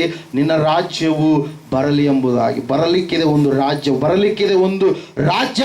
ಆ ರಾಜ್ಯದಲ್ಲಿ ನಾವು ಪ್ರತಿನಿಧಿಗಳಾಗಬೇಕಾದರೆ ಪುನರುತ್ಥಾನ ಒಂದು ಶಕ್ತಿ ಎನ್ನುವಂಥದ್ದು ಇದು ಪ್ರಭುತ್ವದ ಮೇಲೆ ಜಯವನ್ನ ಸಾಧಿಸಿದೆ, ರೋಮನ್ನರ ಮೇಲೆ ಜಯವನ್ನ ಸಾಧಿಸಿದೆ ಎಂಬುದಾಗಿ ಸಂಪೂರ್ಣವಾಗಿ ನಾವು ನಂಬಬೇಕು. ಯೇಸುವಿನ ಒಂದು ಪುನರುತ್ಥಾನ ಶಕ್ತಿ ಕೇವಲ ಸಮಾಧಿಯ ಮೇಲೆ ಜಯ ಅಲ್ಲ, ಅದು ಸಂಪೂರ್ಣವಾಗಿ ಪ್ರಭುತ್ವದ ಮೇಲೆಯೂ ಕೂಡ ಜಯವಾಗಿರುವಂಥದ್ದನ್ನು ನಾವು ನೋಡ್ತಾ ಇದ್ದೇವೆ. 6ನೇ ಅಧ್ಯಾಯ 33ನೇ ವಚನದಲ್ಲಿ ಯೋಹಾನ್ ಬರೆದ ಸುವಾರ್ತೆಯಲ್ಲಿ 3ನೇದಾಗಿ ನಾವು ನೋಡ್ತಾ ಇದ್ದೇವೆ. ಸತ್ಯವೇದ ಸ್ಪಷ್ಟವಾಗಿ ತಿಳಿಸ್ತಾ ಇದೆ, ಲೋಕದ ಮೇಲೆ ಜಯಪ್ರಿಯರಿದು. ದೇವರು ಕೊಡುವ ಆ ರೊಟ್ಟಿ ಯಾವುದೆಂದರೆ ಪರಲೋಕದಿಂದ ಇಳಿದು ಬಂದು ಲೋಕಕ್ಕೆ ಜೀವವನ್ನ ಉಂಟು ಮಾಡುವಂಥದ್ದೇ ಎಂದು ಹೇಳಿದನು ಎಂಬುದಾಗಿ. ಹಲ್ಲೆಲೂಯಾ. ಇಲ್ಲ ನಾವು ನೋಡ್ತಾ ಇದ್ದೇವೆ ಪ್ರಿಯರೇ, ಈ ಪುನರುತ್ಥಾನದ ಒಂದು ಶಕ್ತಿ, ಪುನರುತ್ಥಾನದ ಒಂದು ಜಯ ಯಾವುದರ ಮೇಲೆ ಜಯ? ಇದು ಲೋಕದ ಮೇಲೆ ಜಯ. ಯಾವುದರ ಮೇಲೆ ರೀ? ಲೋಕ. ಈ ಲೋಕದಲ್ಲಿ ನಿಜವಾದಂತ ಒಂದು ಜೀವದ ರೊಟ್ಟಿ ಎಂಬುದಾಗಿ ಕರೆಯಿಸಿಕೊಳ್ಳುವಂಥವ್ರು ಯಾರಾದ್ರೂ ಇದ್ದಾರೆ ಅಂತಂದ್ರೆ ಯಾರು ಮಾತ್ರ ರೀ? ಅವರು ಯೇಸು ಕ್ರಿಸ್ತನ ಮಾತ್ರ. ಆತನು ಹೇಳ್ತಾನೆ ಏನಂತ ಹೇಳಿ? ದೇಹವ ರೊಟ್ಟಿಯನ್ನು ತೆಗೆದುಕೊಂಡು ಇದು ನನ್ನ ದೇಹ, ನೀವು ತೆಗೆದುಕೊಂಡು ತಿನ್ನಿರಿ ಎಂಬುದಾಗಿ. ಆತನು ರಕ್ತವನ್ನು ತೆಗೆದುಕೊಂಡು ಇದು ನನ್ನ ರಕ್ತ, ಹೊಸ ಒಡಂಬಡಿಕೆಯ ರಕ್ತ, ಇದು ಬಹುಜನ ಪಾಪ ಕ್ಷಮೆಗೋಸ್ಕರವಾಗಿ ಸುರಿಸಲ್ಪಡುವಂತ ರಕ್ತ ಎಂಬುದಾಗಿ. ಹಲ್ಲೆಲೂಯಾ. ಆತನು ತನ್ನ ದೇಹವನ್ನ, ತನ್ನ ರಕ್ತವನ್ನ ಸಂಪೂರ್ಣವಾಗಿ ಆತನು ದಾರಿ ಎರಿತಾ ಇದ್ದಾನೆ. ಮೋಶೆ ಓರೇಬ್ ಎನ್ನುವಂತ ಬೆಟ್ಟದ ಮೇಲೆ ಇರುವಂತ ಸಮಯದಲ್ಲಿ ಬಂಡೆಗೆ ಆಜ್ಞಾಪಿಸಿ ಎಂಬುದಾಗಿ ಆಜ್ಞಾಪಿಸಿದಾಗ ಬಂಡೆಯ ಮೂಲಕವಾಗಿ ಏನು ಹೊರಟಿತ್ರಿ? ನೀರು ಹೊರಟಿತು. ಅವರ ದಾಹ ತೀರಿತು. ಶಿಲುಬೆ ಮೇಲೆ ಕಲ್ವಾರಿ ಬೆಟ್ಟದಲ್ಲಿ, ಕಲ್ವಾರಿ ಗೋಲ್ಗತ ಗುಡ್ಡದ ಮೇಲೆ ಯೇಸು ಸ್ವಾಮಿ ಇರುವಾಗ ಆತನ ಪಕ್ಕೆಯಲ್ಲಿ ಬಲ್ಲೆಯನ್ನು ಚುಚ್ಚಿದಾಗ ನೀರು ಮತ್ತು ರಕ್ತ ಹೊರಟಿತು ಪ್ರಿಯರೇ. ಆವತ್ತು ಇಸ್ರಾಯೇಲರ ದಾಹವನ್ನ ಯಾವ ರೀತಿಯಾಗಿ ಅದು ತೀರಿಸ್ತು, ಇವತ್ತು ನಮ್ಮೆಲ್ಲರ ಆತ್ಮ ದಾಹವನ್ನ ಕಲ್ವಾರಿ ನಾದನಾಗಿರುವಂತ ಯೇಸು ಕ್ರಿಸ್ತನು ನಮ್ಮ ದಾಹವನ್ನು ತೀರಿಸುವಂತ ದೇವರಾಗಿದ್ದಾನೆ. ಇಲ್ಲಿ ನಾವು ನೋಡ್ತಾ ಇದ್ದೇವೆ, ದೇವರ ವಾಕ್ಯ ಹೇಳುತ್ತೆ, ಸತ್ಯವೇದ ಹೇಳುತ್ತೆ 6ನೇ ಅಧ್ಯಾಯ 33ನೇ ವಚನದಲ್ಲಿ, ಲೋಕದ ಮೇಲೆ ದೇವರು ನಮಗೆ ಜಯವನ್ನು ಕೊಟ್ಟಿದ್ದಾನೆ. ಲೋಕದಲ್ಲಿ ಭಯಂಕರವಾದಂತ ಕಾರ್ಯಗಳಿದ್ದಾವೆ, ಅದರ ಮೇಲೆ ನಾವು ಜಯವನ್ನು ಪಡೆದುಕೊಳ್ಳಬೇಕಾದ್ರೆ ಪುನರುತ್ಥಾನದ ಶಕ್ತಿಯಲ್ಲಿ ನಾವು ಬರಬೇಕು. ಯಾಕಂದ್ರೆ ಪುನರುತ್ಥಾನ ಆದ ಮೇಲೆ ಯೇಸು ಸ್ವಾಮಿ ಹೇಳ್ತಾ ಇದ್ದಾರೆ ಏನಂತ ಹೇಳಿ? ಒಂದು ಸಂದರ್ಭದಲ್ಲಿ, ಪಸ್ಕಾಹಬ್ಬದ ಆಚರಣೆ ಸಂದರ್ಭದಲ್ಲಿ, ನೀವು ನನ್ನನ್ನು ನೆನಪು ಮಾಡಿಕೊಳ್ಳುವುದಕ್ಕಾಗಿ ಈ ಕಾರ್ಯವನ್ನು ನೀವು ಮಾಡಿರಿ ಎಂಬುದಾಗಿ. ಹಲ್ಲೆಲೂಯಾ. ಅದಕ್ಕಾಗಿ ಪ್ರತಿ ವಾರವೂ ಕೂಡ ನಾವು ಜೀವದ ರೊಟ್ಟಿ, ಆತನ ದೇಹಕ್ಕೆ ಸಾದೃಶ್ಯವಾಗಿರ್ತಕ್ಕಂಥ ಜೀವದ ರೊಟ್ಟಿಯನ್ನು, ಆತನ ರಕ್ತಕ್ಕೆ ಸಾದೃಶ್ಯವಾಗಿರ್ತಕ್ಕಂಥ ದ್ರಾಕ್ಷಾರಸವನ್ನು ನಾವು ಏನ್ ಮಾಡ್ಲಿಕ್ಕಿದ್ದೇವೆ? ಆತನನ್ನು ನೆನಪು ಮಾಡಿಕೊಂಡು, ಆತನ ನಮಗೋಸ್ಕರವಾಗಿ ಸುರಿಸಿದಂಥ ರಕ್ತ ಎಂಬುದಾಗಿ, ಆತನ ನಮಗೋಸ್ಕರವಾಗಿ ದಾರಿ ಎರಿತಕ್ಕಂಥ ದೇಹ ಎಂಬುದಾಗಿ ನಾವು ನಂಬಿ ಆತನನ್ನ ಭುಜಿಸುವಂತವರಾಗಿದ್ದೇವೆ ಪ್ರಿಯರೇ. ಯಾಕಂದ್ರೆ ಈ ಲೋಕದಲ್ಲಿ ನಾವು ಜೀವಿಸುವಾಗ ಆ ಪರಲೋಕದಿಂದ ಬಂದಿರತಕ್ಕಂಥ ನಿಜವಾದ ರೊಟ್ಟಿಯನ್ನು ನಾವು ಭುಜಿಸುವಾಗಲೇ ನಮಗೆ ಆ ಒಂದು ನಿತ್ಯವಾದಂಥ ಪರಿಶುದ್ಧವಾದಂಥ ಲೋಕದಲ್ಲಿ ಸ್ಥಾನವನ್ನು ಪಡೆದುಕೊಳ್ಳೋದಕ್ಕೆ ನಮಗೆ ಸಾಧ್ಯ ಆಗುತ್ತೆ. ಅದಕ್ಕಾಗಿ ಒಂದು ಪುನರುತ್ಥಾನದ ಜಯ ಎನ್ನುವಂಥದ್ದು ಇದು ಲೋಕದ ಮೇಲೆಯೂ ಕೂಡ ಜಯವನ್ನು ತಂದಿರತಕ್ಕಂಥ ಒಂದು ಸ್ಥಿತಿಯನ್ನು ನಾವು ನೋಡ್ತಾ ಇದ್ದೇವೆ. 4ನೇದಾಗಿ ಪ್ರಿಯರೇ, 1ನೇ ಕೊರಿಂಥದವರಿಗೆ ಬರೆದ ಪತ್ರಿಕೆಯಲ್ಲಿ ನಾವು ನೋಡ್ತಾ ಇದ್ದೇವೆ 15ನೇ ಅಧ್ಯಾಯ 54ನೇ ವಚನ 55ನೇ ವಚನದಲ್ಲಿ ಸತ್ಯವೇದ ಈ ರೀತಿಯಾಗಿ ಹೇಳ್ತಾ ಇದೆ, ಮರಣವೇ ನಿನ್ನ ಜಯವೆಲ್ಲಿ. ಗೊತ್ತಿರ ಯಾರಾದ್ರು? ಲಯವಾಗುವ ಈ ದೇಹವು ನಿರ್ಲಯತ್ವವನ್ನು ಧರಿಸಿಕೊಂಡಾಗ, ಮರಣಾಧೀನವಾಗಿರುವ ಈ ದೇಹವು ಅಮರತ್ವವನ್ನು ಧರಿಸಿಕೊಂಡಾಗ ಬರೆದಿರುವ ಮಾತು ನೆರವೇರುವುದು. ಆ ಮಾತು ಏನೆಂದರೆ, ಮರಣವು ನುಂಗಿಯೇ ಹೋಯಿತು, ಜಯವಾಯಿತು ಎಂಬುದೇ. ಮರಣವೇ ನಿನ್ನ ಜಯವೆಲ್ಲಿ, ಮರಣವೇ ನಿನ್ನ ವಿಷದ ಕೊಂಡಿ ಎಲ್ಲಿ ಮರಣದ ಕೊಂಡಿ ಪಾಪವೇ ಮತ್ತು ಪಾಪದ ಬಲಕ್ಕೆ ಆಧಾರವು ಧರ್ಮಶಾಸ್ತ್ರವೇ. ಆದರೆ ದೇವರು ನಮ್ಮ ಕರ್ತನಾದ ಯೇಸು ಕ್ರಿಸ್ತನ ಮೂಲಕ ನಮಗೆ ಜಯವನ್ನ ಕೊಟ್ಟಿದ್ದಾನೆ ಎಂಬುದಾಗಿ. ಹಲ್ಲೆಲೂಯಾ. ಇಲ್ಲ ನೋಡ್ತಾ ಇದ್ದೇವೆ, ನಾಲ್ಕನೇದಾಗಿ ಮರಣದ ಮೇಲೆ ಜಯವನ್ನ ದೇವರು ನಮಗೆ ಒದಗಿಸಿಕೊಟ್ಟಿದ್ದಾರೆ. ಇಬ್ರಿಯರಿಗೆ ಬರೆದ ಪತ್ರಿಕೆಯಲ್ಲಿ ನಾವು ನೋಡ್ತಾ ಇದ್ದೇವೆ, ಯೇಸು ಸ್ವಾಮಿ ಕುರಿತಾಗಿ ತಿಳಿಸಿರ್ತಕ್ಕಂಥ ವಾಕ್ಯ ಪೌಲನಲ್ಲಿ ಸ್ಪಷ್ಟವಾಗಿ ತಿಳಿಸ್ತಾ ಇದ್ದಾನೆ. ಓದ್ತೀರಿ ಯಾರಾದರೂ?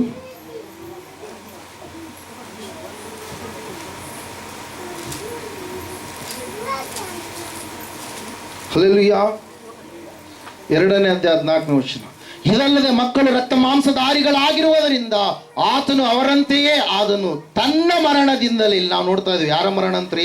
ಯೇಸು ಕ್ರಿಸ್ತನ ಮರಣದಿಂದಲೇ ಮರಣಾಧಿಕಾರಿಯನ್ನ, ಅಂದರೆ ಸೈತಾನನನ್ನ ಅಡಗಿಸಿ ಬಿಡುವುದಕ್ಕೂ ಮರಣ ಭಯದ ದೆಸೆಯಿಂದ ತಮ್ಮ ಜೀವಮಾನದಲ್ಲೆಲ್ಲ ದಾಸತ್ವದೊಳಗಿದ್ದವರನ್ನ ಬಿಡಿಸುವುದಕ್ಕೂ ಅವರಂತೆ ರಕ್ತ ಮಾಂಸಧಾರಿಯಾಗಿ ಆದನು ಎಂಬುದಾಗಿ. ಹಲ್ಲೆಲೂಯಾ. ಇಲ್ಲ ನೋಡ್ತಾ ಇದೆ, ದೇವರ ವಾಕ್ಯ ಹೇಳ್ತಾ ಇದೆ, ಸತ್ಯವೇದ ಹೇಳ್ತಾ ಇದೆ ಸ್ಪಷ್ಟವಾಗಿ ಪ್ರಿಯರೇ. ಏನಂತ ಹೇಳಂತಂದ್ರೆ, ಮರಣದ ಮೇಲೆ ಯೇಸು ಸ್ವಾಮಿ ಜಯವನ್ನು ತೆಗೆದುಕೊಂಡು ಬಂದರು. ಯಾವುದರ ಮೇಲ್ರಿ?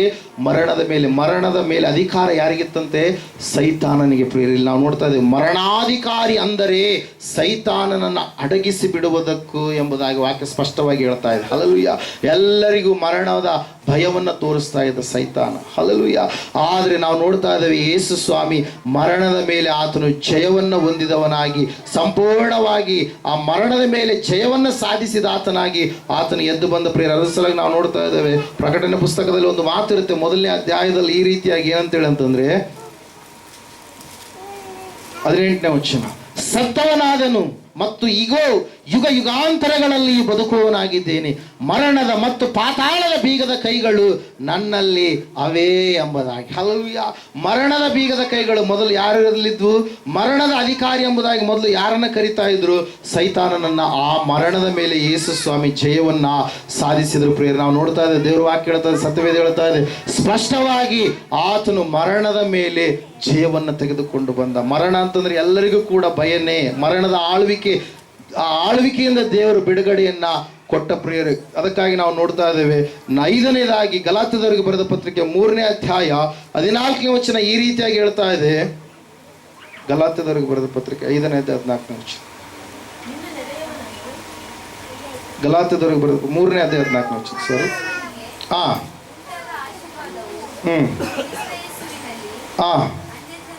ಅನ್ಯ ಜನರಿಗೆ ಉಂಟಾಗುವಂತೆಯೂ ದೇವರು ವಾಗ್ದಾನ ಮಾಡಿದ ಆತ್ಮನು ನಮಗೆ ನಂಬಿಕೆ ಮೂಲಕ ದೊರಕುವಂತೆಯೂ ಕ್ರಿಸ್ತನು ನಮ್ಮ ನಿಮಿತ್ತ ಏನಂತೆ?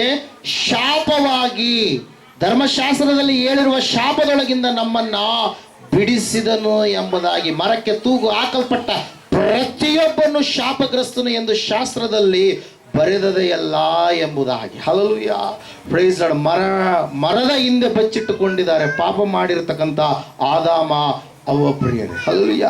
ಮರದ ಮೇಲೆ ಏರಿದಾನೆ ಪಾಪಿಯಾಗಿರುವಂಥ ಕುಳ್ಳ ಜಕ್ಕಾಯ. ಪ್ರಿಯರೇ, ಮರದ ನಾವು ನೋಡ್ತಾ ಇದ್ದೇವೆ, ಸತ್ಯವೇದ ಹೇಳ್ತದೆ, ಕೆಳಗಡೆ ಪ್ರಾರ್ಥಿಸುವಂತ ಸ್ಥಿತಿಯಲ್ಲಿ ಕಾಣಿಸ್ತಾ ಇದ್ದಾನೆ ನತಾನಿಯೇಲನು. ಪ್ರಿಯರೇ, ಹಲ್ಲೆಲೂಯಾ. ಆದ್ರೆ ಈ ಎಲ್ಲಾ ಪಾಪಿಗಳಾದಂತ ಇವರಿಗೋಸ್ಕರವಾಗಿ ಅಂದು ಆದಾಮ ಮೊದಲುಗೊಂಡು ಇಲ್ಲಿಯವರೆಗೆ ಮತ್ತೆ ಮುಂದೆ ಹುಟ್ಟಲಿಕ್ಕಿರ್ತಕ್ಕಂಥ ಎಲ್ಲರಿಗೋಸ್ಕರವಾಗಿ ಒಂದೇ ಯಜ್ಞವಾಗಿ, ಒಂದೇ ಬಲಿ ಪಶುವಾಗಿ, ಒಂದೇ ಸಮಯದಲ್ಲಿ ಸಲ್ಲಬೇಕಾದಂತ ಒಂದು ಒಳ್ಳೆಯ ಯಜ್ಞವಾಗಿ ಯೇಸು ಕ್ರಿಸ್ತನು ಎಲ್ಲರ ಶಾಪವನ್ನು, ಪಾಪವನ್ನ, ಅವಮಾನವನ್ನ, ರೋಗವನ್ನ, ಎಲ್ಲ ಕತ್ತಲೆಯ ಜೀವಿತವನ್ನ, ಧರ್ಮಶಾಸ್ತ್ರವನ್ನೆಲ್ಲವನ್ನ ಕೂಡ ಆತನು ಏನ್ ಮಾಡಿದರೆ ಶಿಲುಬೆಗೆ ಜಡಿದ ಆತನು ಏನ್ ಮಾಡಿದ? ನೆರವೇರಿಸಿದ. ಪ್ರಿಯರಲ್ಲಿ, ನಾವು ನೋಡ್ತಾ ಇದ್ದೇವೆ, ದೇವ್ರ ವಾಕ್ಯ ಹೇಳ್ತಾ ಇದೆ, ಸತ್ಯವೇದ ಹೇಳ್ತಾ ಇದೆ, ಶಾಪದ ಮೇಲೆ ಜಯವನ್ನ ತಂದ. ಪುನರುತ್ಥಾನ ಅಂತಂದ್ರೆ ಏನ್ರಿ? ಶಾಪದ ಮೇಲೆ ಜಯ. ಯಾವ ಶಾಪ ನಮ್ಮನ್ನ ಆಳ್ವಿಕೆ ಮಾಡ್ತಾ ಇತ್ತೋ, ಯಾವ ಶಾಪ ನಮ್ಮನ್ನ ಹಂಗಿಸ್ತಾ ಇತ್ತು, ನಮಗೆ ಬಿಡುಗಡೆ ಕೊಡಲಾರದಂಥ ಸ್ಥಿತಿಯಲ್ಲಿತ್ತು, ಆ ಧರ್ಮಶಾಸ್ತ್ರದ ಎಲ್ಲಾ ಶಾಪಗಳಿಂದ ಯೇಸು ಸ್ವಾಮಿ ನಮಗೆ ವಿಮೋಚನೆಯನ್ನ, ಬಿಡುಗಡೆಯನ್ನ ತಂದುಕೊಟ್ರು. ಪ್ರಿಯರೇ, ಅದಕ್ಕಾಗಿ ನಾವು ನೋಡ್ತಾ ಇದ್ದೇವೆ, ಗಲಾತ್ಯದವರಿಗೆ ಬರೆದ ಪತ್ರಿಕೆ ಓದಿದ ಹಾಗೆ 3ನೇ 14ನೇ ವಚನದಲ್ಲಿ ಸಂಪೂರ್ಣವಾಗಿ ಶಾಪದ ಮೇಲೆ, ಧರ್ಮಶಾಸ್ತ್ರದಿಂದ ಬಂದಿರತಕ್ಕಂಥ ಶಾಪದಿಂದ ದೇವರು ನಮ್ಮನ್ನ ಬಿಡಿಸಿದನು. ಪ್ರಿಯರೇ, ಮರದ ಹಿಂದೆ ಬಚ್ಚಿಟ್ಕೊಂಡಿದ್ದಾರೆ, ಮರವನ್ನ ಏರಿದ್ದಾರೆ, ಮರದ ಕೆಳಗಡೆ ಇದ್ದಾರೆ.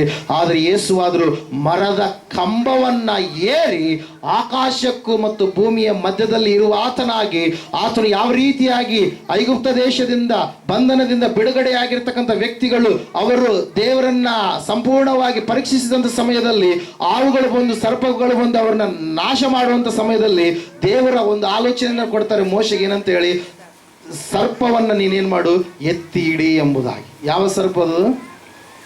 ಯಾವ ಸರ್ಪ ರೀ? ತಾಮ್ರದ ಸರ್ಪನ? ಬೆಳ್ಳಿ ಸರ್ಪನ? ಯಾವ ಸರ್ಪ? ಹಲ್ಲೆಲೂಯಾ, ಮರೆತು ಬಿಟ್ಟಿದ್ದೀರಿ. Hallelujah, praise the Lord. ದೇವರು ಹೇಳಿದ ಹಾಗೆ ಮೋಶೆ ಏನ್ ಮಾಡ್ತಾನ್ರಿ, ಆ ಒಂದು ಸರ್ಪವನ್ನ ಎತ್ತಿ ಹಿಡಿದಂತ ಸಮಯದಲ್ಲಿ ಸಂಪೂರ್ಣವಾಗಿ ಏನಾಯ್ತ್ರಿ, ಯಾರ್ಯಾರು ಆ ಸರ್ಪವನ್ನು ನೋಡಿದ್ರು ಅವರೆಲ್ಲರಿಗೂ ಕೂಡ ಯಾವ ವಿಷದ ಬೇರು ಅವರ ಮೇಲೆ ಏನ್ ಮಾಡ್ಲಿಲ್ಲ ರೀ, ಪ್ರಯೋಗ ಮಾಡಲಿಲ್ಲ. ಯಾರ್ಯಾರು ಅದನ್ನು ನೋಡಿದ್ರು ಅವರೆಲ್ಲರೂ ಕೂಡ ಏನಾದ್ರು ಅಂತ ಹೇಳಿದ ವಾಕ್ಯ, ಬದುಕಿಕೊಂಡರು ಎಂಬುದಾಗಿ. ಹಲ್ಲೆಲೂಯಾ. ಹಂಗಂತೇಳಿ ನೀವು ಯಾವುದೋ ಒಂದು ಸರ್ಪದ ಚಿತ್ರವನ್ನು ತೆಗೆದುಕೊಂಡು ಅದನ್ನೇ ನೋಡ್ಕೊಂಡು ಕುಂದ್ರದು. Hallelujah, praise the Lord. ಅನೇಕವಾಗಿರ್ತಕ್ಕಂಥ ಹಳೆ ಒಡಂಬಡಿಕೆಯಲ್ಲಿ ನಾನು ಅನೇಕ ಸಾರಿ ಬೋಧಿಸಿದ್ದೀನಿ. ಆ ಒಂದು ಮೋಶೆಯ ಕೈಯಲ್ಲಿ ಯಾವಾಗಲೂ ಒಂದು ಕೋಲ್ ಇರ್ತಾ ಇತ್ತು, ಅದು ನೋಡೋದಕ್ಕೆ ಹಾವಿನ ರೀತಿಯಲ್ಲಿ ಇರ್ತಾ ಇತ್ತು. ಹಲ್ಲೆಲೂಯಾ. ಇವತ್ತು ಅದೇ ಕೋಲ್ ಏನಾಗಿದೆ, ಬಹಳ ಹೈಲೈಟ್ ಆಗಿಬಿಟ್ಟಿದೆ. ಹಲ್ಲೆಲೂಯಾ. ಅಲ್ಲಿ ನಾವು ನೋಡ್ತಾ ಇದ್ದೇವೆ, ಸತ್ಯವೇದದಲ್ಲಿ ನಾವು ನೋಡ್ತಾ ಇದ್ದೇವೆ, ಆ ಹಾವನ್ನು ನೋಡಿ ಬಹಳ ಜನ ಬದುಕೊಂಡ್ರು ಅಂತೇಳಿ ಹೇಳಿದಂಥ ಮಾತು ಇವತ್ತು ಕೂಡ ಹಾವನ್ನು ನೋಡಿ ನಾವು ಬದುಕ್ತೀವಿ ಅಂತೇಳಿ. ವಿಷಯದ ಹಾವಿನಲ್ಲಿ ಏನಿರುತ್ತೆ, ವಿಷಯ ಇರುತ್ತೆ, ಅದು ಕಕ್ಕೋದು ವಿಷಯನೇ. ನೀನು ಹಾಲಾಕಿದ್ರು ಕೂಡ ಅದು ನಿನಗೇನು ಕೊಡುತ್ತೆ, ವಿಷಯನೇ ಕೊಡುತ್ತೆ. Hallelujah, praise the Lord. ಇಲ್ಲಿ ನಾವು ತಿಳ್ಕೊಳ್ಬೇಕಾಗಿರ್ತಕ್ಕಂಥ ಅಂಶ ಏನಂತಂದ್ರೆ, ಆ ಒಂದು ಸರ್ಪ ಯಾವುದಕ್ಕೆ ಸಾದೃಶ್ಯವಾಗಿದೆ, ಅದು ಶಾಪಕ್ಕೆ ಸಾದೃಶ್ಯವಾಗಿದೆ. ಹಲ್ಲೆಲೂಯಾ. ಆ ಶಾಪವನ್ನು ಹೊಂದಿದವರಾಗಿ ಯಾರು ಕಾಣಿಸ್ತಾ ಇದ್ದಾರೆ ನಮಗಿಲ್ಲಿ? ಯೇಸು ಕ್ರಿಸ್ತನ ಕಾಣಿಸ್ತಾ ಇದ್ದಾರೆ. ಹಲ್ಲೆಲೂಯಾ. ಇಲ್ಲ ನಾವು ನೋಡ್ತಾ ಇದ್ದೇವೆ ಪ್ರಿಯರೇ, ದೇವರ ವಾಕ್ಯ ಹೇಳುತ್ತೆ, ಸತ್ಯವೇದ ಹೇಳುತ್ತೆ ಸ್ಪಷ್ಟವಾಗಿ, ಆ ಒಂದು ಯೇಸುವನ್ನು ನಾವು ನೋಡುವಾಗ ನಮಗೆ ಶಾಪದಿಂದ ಬಿಡುಗಡೆ ಇದೆ, ವಿಮೋಚನೆ ಇದೆ, ಶಾಪದ ಮೇಲೆ ಪುನರುತ್ಥಾನ ಎನ್ನುವಂಥದ್ದು ನಮಗೆ ಜಯವನ್ನ ತೆಗೆದುಕೊಂಡು ಬಂತು ಪ್ರಿಯರೇ. ಮತ್ತೆ ನಾವು ನೋಡ್ತಾ ಇದ್ದೇವೆ ರೋಮಾಪುರದವರು ಬರೆದ ಪತ್ರಿಕೆ 6ನೇ ಅಧ್ಯಾಯ 22-23ನೇ ವಚನದಲ್ಲಿ ಸತ್ಯವೇದ ಸ್ಪಷ್ಟವಾಗಿ ತಿಳಿಸ್ತಾ ಇದೆ. ಏನಂತ ಹೇಳಂತಂದ್ರೆ, ಪಾಪದ ಮೇಲೆ ಪುನರುತ್ಥಾನ ಎನ್ನುವಂಥದ್ದು ನಮಗೆ ಜಯವನ್ನ ತಂದು ಕೊಡುತ್ತೆ ಎಂಬುದಾಗಿ. ಓದ್ತೀರಿ ಯಾರಾದರೂ? ರೋಮ 6:22-23. ಈಗಲಾದರೂ ನೀವು ಪಾಪದಿಂದ ಬಿಡುಗಡೆಯನ್ನು ಹೊಂದಿ ದೇವರಿಗೆ ದಾಸರಾದುದರಿಂದ ಪರಿಶುದ್ಧರಾಗುವುದೇ ನಿಮಗೆ ಫಲ, ಕಡೆಗೆ ದೊರೆಯುವಂಥದ್ದು ಯಾವುದಂತೆ? ನಿತ್ಯ ಜೀವ. ಯಾಕಂದರೆ ಪಾಪವು ಕೊಡುವ ಸಂಬಳ ಮರಣ, ದೇವರ ಉಚಿತಾರ್ಥವರವು ನಮ್ಮ ಕರ್ತನಾದ ಕ್ರಿಸ್ತ ಯೇಸುವಿನಲ್ಲಿ ಇರುವ ನಿತ್ಯ ಜೀವ ಎಂಬುದಾಗಿ. ಹಲ್ಲೆಲೂಯಾ. ಪಾಪದಿಂದ ಬಿಡುಗಡೆ ನಮಗೆ, ಪಾಪದ ಮೇಲೆ ಜಯವನ್ನು ನಮಗೆ ಯಾರು ತಂದ್ರಿ? ಯೇಸು ಕ್ರಿಸ್ತನು ಪ್ರಿಯರೇ. ಯಾಕಂದ್ರೆ ಆತನು ಸಂಪೂರ್ಣವಾಗಿ ಪಾಪ ಸ್ವರೂಪಿಯಾದನೆಂಬುದಾಗಿ ವಾಕ್ಯ ಸ್ಪಷ್ಟವಾಗಿ ನಮಗೆ ತಿಳಿಸ್ತಾ ಇದೆ ಪ್ರಿಯರೇ. ನಮ್ಮೆಲ್ಲರ ಪಾಪವನ್ನು ಆತನು ಭರಿಸಿದ ಆತನಾಗಿ ನಮಗೆ ಬಿಡುಗಡೆಯನ್ನು ಆತನು ತೆಗೆದುಕೊಂಡು ಬಂದ ಪ್ರಿಯರೇ. ನಾವು ನೋಡ್ತಾ ಇದ್ದೇವೆ, ದೇವರ ವಾಕ್ಯ ಹೇಳ್ತಾ ಇದೆ, ಸತ್ಯವೇದ ಹೇಳ್ತಾ ಇದೆ, ದೇವರನ್ನು ನೀನು ನೋಡುವಾಗ, ದೇವರ ಬಳಿಗೆ ನೀನು ಬರುವಾಗ, ಕ್ರಿಸ್ತ ಯೇಸುವನ್ನು ನೀನು ನಂಬುವಾಗ ಆತನು ನಿನಗೆ ನಿತ್ಯ ಜೀವವನ್ನು ಕೊಡುತ್ತಾನೆ. ಅದು ಶಾಶ್ವತವಾದಂಥ ಜೀವ. ಅದಕ್ಕಾಗಿ ಆತನು ಹೇಳಿದ, ನಾನೇ ಪುನರುತ್ಥಾನವು, ನಾನೇ ಜೀವವು ಆಗಿದ್ದೇನೆ, ನನ್ನನ್ನು ನಂಬುವ ಒಬ್ಬನಾದರೂ ಸಾಯುವುದಿಲ್ಲ ಅಂತೇಳಿ ಆತನು ಹೇಳ್ತಾನೆ ಪ್ರಿಯರೇ. ಹಲ್ಲೆಲೂಯಾ. 11-25 ವಚನ ಯೋಹಾನ ಬರೆದಂಥ ಸುವಾರ್ತೆಯಲ್ಲಿ ಆ ಮಾತಿರುವಂಥದ್ದನ್ನು ನಾವು ನೋಡ್ತಾ ಇದ್ದೇವೆ. ನನ್ನನ್ನು ನಂಬುವ ಪ್ರತಿಯೊಬ್ಬನೂ ಸಾಯುವುದಿಲ್ಲ, ಬದುಕುತ್ತಾ ಯಾವನ್ನ ನಂಬ್ತಾ ಇದ್ದಾನೆ ಅವನು ಸಾಯುವುದೇ ಇಲ್ಲ ಎಂಬುದಾಗಿ. ಬದುಕುತ್ತಾ ನಂಬುವವರು ಅಂತಂದ್ರೆ ಏನ್ರಿ? ಆತನು ಬದುಕಿರುವವರಿಗೆ ದೇವರಾಗಿದ್ದಾನೆ, ಸತ್ತವರಿಗೆ ಆತನು ದೇವರಲ್ಲ. Hallelujah, praise the Lord. ಆತ್ಮಾನುಸಾರವಾಗಿ ಸತ್ತಂತ ಸ್ಥಿತಿಯಲ್ಲಿರುವಂಥವ್ರಿಗೆ ಆತನ ದೇವರಲ್ಲ. ಆತ್ಮದಲ್ಲಿ ಬದುಕುತ್ತಿರುವವರು ಯಾರಿದ್ದಾರೋ, ರಕ್ಷಣೆ ಹೊಂದಿದಂಥವ್ರು ಯಾರಿದ್ದಾರೋ ಅವರೆಲ್ಲರಿಗೆ ಆತನೇ ದೇವರಾಗಿದ್ದಾನೆ ಪ್ರಿಯರೇ. ನಾವು ನೋಡ್ತಾ ಇದ್ದೇವೆ, ಸಂಪೂರ್ಣವಾಗಿ ಆದಾಮ ಅವಳ ಮೂಲಕವಾಗಿ ಬಂದಿರತಕ್ಕಂಥ ಪಾಪದ ಮೇಲೆ ಯೇಸು ಆತನು ಆವತ್ತಿನ ದಿವಸ ಬಲಿಯಾದಂಥ ರೀತಿಯಲ್ಲಿ ಯಾವೊಂದು ಕುರಿಮರಿ ಇತ್ತು ಆ ಒಂದು ಕುರಿಮರಿಯೋಪಾದಿಯಲ್ಲಿ ಆತನು ಬಲಿಯಾಗಿ ಆತನು ಪಾಪದ ಮೇಲೆಯೂ ಕೂಡ ಜಯವನ್ನ ತೆಗೆದುಕೊಂಡು ಬಂದ ಪ್ರಿಯರೇ. ಅದರ ಸಲುವಾಗಿ ಈ ಒಂದು ಪುನರುತ್ಥಾನ ಎನ್ನುವಂಥದ್ದು ಸಮಾಧಿಯ ಮೇಲೆ ಜಯ ಆಗಿದೆ, ಪ್ರಭುತ್ವದ ಮೇಲೆ ಜಯ ಆಗಿದೆ, ಲೋಕದ ಮೇಲೆ ಜಯ ಆಗಿದೆ, ಮರಣದ ಮೇಲೆ ಜಯ ಆಗಿದೆ, ಶಾಪದ ಮೇಲೆ ಜಯ ಆಗಿದೆ. ಅದೇ ರೀತಿಯಾಗಿ ಪಾಪದ ಮೇಲೆಯೂ ಕೂಡ ಜಯವನ್ನು ತಂದಿರುವಂಥದ್ದು ಆಗಿದೆ ಪ್ರಿಯರೇ. ಕೊನೆಯದಾಗಿ ನಾವು ನೋಡೋಣ, ರೋಮಾಪುರದವರು ಬರೆದ ಪತ್ರಿಕೆ 7-6ನೇ ವಚನದಲ್ಲಿ ನಾವು ನೋಡ್ತಾ ಇದ್ದೇವೆ, ಮರಣಕ್ಕೆ ಫಲವನ್ನ ಹುಟ್ಟಿಸುತ್ತಿದ್ದವು, ಈಗಲಾದರೂ ನಮ್ಮನ್ನ ವಶ ಮಾಡಿಕೊಂಡಿದ್ದ ಧರ್ಮಶಾಸ್ತ್ರದ ಪಾಲಿಗೆ ನಾವು ಸತ್ತ ಕಾರಣ ಆ ಧರ್ಮಶಾಸ್ತ್ರದಿಂದ ವಿಮುಕ್ತರಾಗಿದ್ದೇವೆ. ಹೀಗಿರಲಾಗಿ ಶಾಸ್ತ್ರದ ಹೊರಗಣ ಅರ್ಥಕ್ಕೆ ಅನುಕೂಲವಾದ ಹಳೇ ರೀತಿಯಲ್ಲಿ ನಾವು ದೇವರನ್ನು ಸೇವಿಸುವವರಲ್ಲ, ಪವಿತ್ರಾತ್ಮ ಪ್ರೇರಿತರಾದ ಹೊಸ ರೀತಿಯಲ್ಲಿ ಆತನನ್ನ ಸೇವಿಸುವವರಾಗಿದ್ದೇವೆ ಎಂಬುದಾಗಿ. ಅಂದರೆ ಧರ್ಮಶಾಸ್ತ್ರದ ಮೇಲೆ ನಮಗೆ ಜಯವನ್ನ ಈ ಒಂದು ಪುನರುತ್ಥಾನ ಎನ್ನುವಂಥದ್ದು ತೆಗೆದುಕೊಂಡು ಬಂತು ಪ್ರಿಯರೇ. ಧರ್ಮಶಾಸ್ತ್ರವನ್ನು ನಾವು ನೋಡುವಾಗ ಧರ್ಮಶಾಸ್ತ್ರವನ್ನು ನಾವು ಯಾವ ಮನುಷ್ಯನು ಕೂಡ ನೆರವೇರಿಸೋದಕ್ಕೆ ಆಗಲಿಲ್ಲ ಪ್ರಿಯರೇ. ಯೇಸು ಕ್ರಿಸ್ತನು ಮಾತ್ರ ಸಂಪೂರ್ಣವಾಗಿ ಆತನು ಧರ್ಮಶಾಸ್ತ್ರವನ್ನು ತಾನು ಯಾವುದನ್ನು ಹೇಳಿದನು ಅದನ್ನು ಆತನೇ ಬಂದು ನೆರವೇರಿಸಿದ. ಯಾವ ಮನುಷ್ಯನಿಂದಲೂ ಧರ್ಮಶಾಸ್ತ್ರ ನೆರವೇರಿಸೋದಕ್ಕೆ ಆಗಲಿಲ್ಲ. ಯಾಕಂದರೆ 100 ಅಂಶಗಳು, 100 ಕಾನೂನುಗಳಿದ್ದರೆ 100 ಕಾನೂನುಗಳಲ್ಲಿಯೂ ಕೂಡ ಪಾಸ್ ಆಗಿರಬೇಕು. 100 ಕಾನೂನುಗಳನ್ನು ಕೂಡ ಮಾಡಿದವನಾಗಿರಬೇಕು. ಒಂದರಲ್ಲಿ ತಪ್ಪಿದರೆ ಎಲ್ಲದರಲ್ಲಿ ತಪ್ಪಿದ ರೀತಿ. ಅದಕ್ಕಾಗಿ ಯೇಸು ಮಾತ್ರ ಧರ್ಮಶಾಸ್ತ್ರವನ್ನು ನಾನು ನೆರವೇರಿಸುವುದಕ್ಕೆ ಬಂದಿದ್ದೇನೆ ಹೊರತಾಗಿ ಅದನ್ನು ಅಳಿಸುವುದಕ್ಕಾಗಿ ಅಲ್ಲ ಎಂಬುದಾಗಿ ಆತನು ಧರ್ಮಶಾಸ್ತ್ರವನ್ನು ನೆರವೇರಿಸಿ ಹೊಸದಾದಂಥ ಒಡಂಬಡಿಕೆಯನ್ನು ಆತನು ತೆಗೆದುಕೊಂಡು ಬಂದ ಪ್ರಿಯರೇ. ನಮ್ಮನ್ನು ಸತ್ಯದಲ್ಲಿ, ನಮ್ಮನ್ನು ಕೃಪೆಯಲ್ಲಿ ಆತನು ಏನು ಮಾಡಿದಾನೆ, ಇವತ್ತಿನ ದಿವಸ ಸ್ಥಿರಪಡಿಸಿದನು ಪ್ರಿಯರೇ. ಅದಕ್ಕಾಗಿ ನಾವು ನೋಡ್ತಾ ಇದ್ದೇವೆ, ಈ ಒಂದು ಪುನರುತ್ಥಾನ ಎನ್ನುವಂಥದ್ದು ಇದು ಒಂದು ಜಯದ ಹಬ್ಬವಾಗಿದೆ ಪ್ರಿಯರೇ. ನಮ್ಮೆಲ್ಲರ ಜೀವಿತದಲ್ಲಿ ಜಯವನ್ನು ತಂದಿರತಕ್ಕಂಥ ಹಬ್ಬವಾಗಿ ಈ ಒಂದು ಪುನರುತ್ಥಾನ ಹಬ್ಬ ಇರುವಂಥದ್ದನ್ನು ನಾವು ನೋಡ್ತಾ ಇದ್ದೇವೆ. ಸಮಯ ತುಂಬ ಆಗಿದೆ. ಅದಕ್ಕಾಗಿ ಕೆಲವು ಪ್ರಶ್ನೆಗಳನ್ನು ನಾನು ನಿಮ್ಮ ಮುಂದೆ ಇಡಬೇಕಂತೇಳಿ ಅಂದ್ಕೊಂಡಿದ್ದೇನೆ. ಯೇಸು ಸ್ವಾಮಿ ಪುನರುತ್ಥಾನನಾದ ಮೇಲೆ ಆತನು ಸಂಧಿಸಿರ್ತಕ್ಕಂಥ ವ್ಯಕ್ತಿಗಳಲ್ಲಿ ಆತನು ಕೇಳಿರ್ತಕ್ಕಂಥ ಕೆಲವು ಪ್ರಶ್ನೆಗಳು ಪ್ರಿಯರೇ. ನೋಡೋಣ ಈ ಸಮಯದಲ್ಲಿ ಲೂಕನ ಬರೆದ ಸುವಾರ್ತೆ 24ನೇ ಅಧ್ಯಾಯ 17ನೇ ವಚನದಲ್ಲಿ ನಾವು ನೋಡೋಣ. ನಾನು ಮುಗಿಸ್ಲಿಕ್ಕೆ ಹೋಗ್ತಾ ಇದ್ದೇನೆ. ಲೂಕನ ಬರೆದ ಸುವಾರ್ತೆ 24ನೇ ಅಧ್ಯಾಯ 17ನೇ ವಚನ.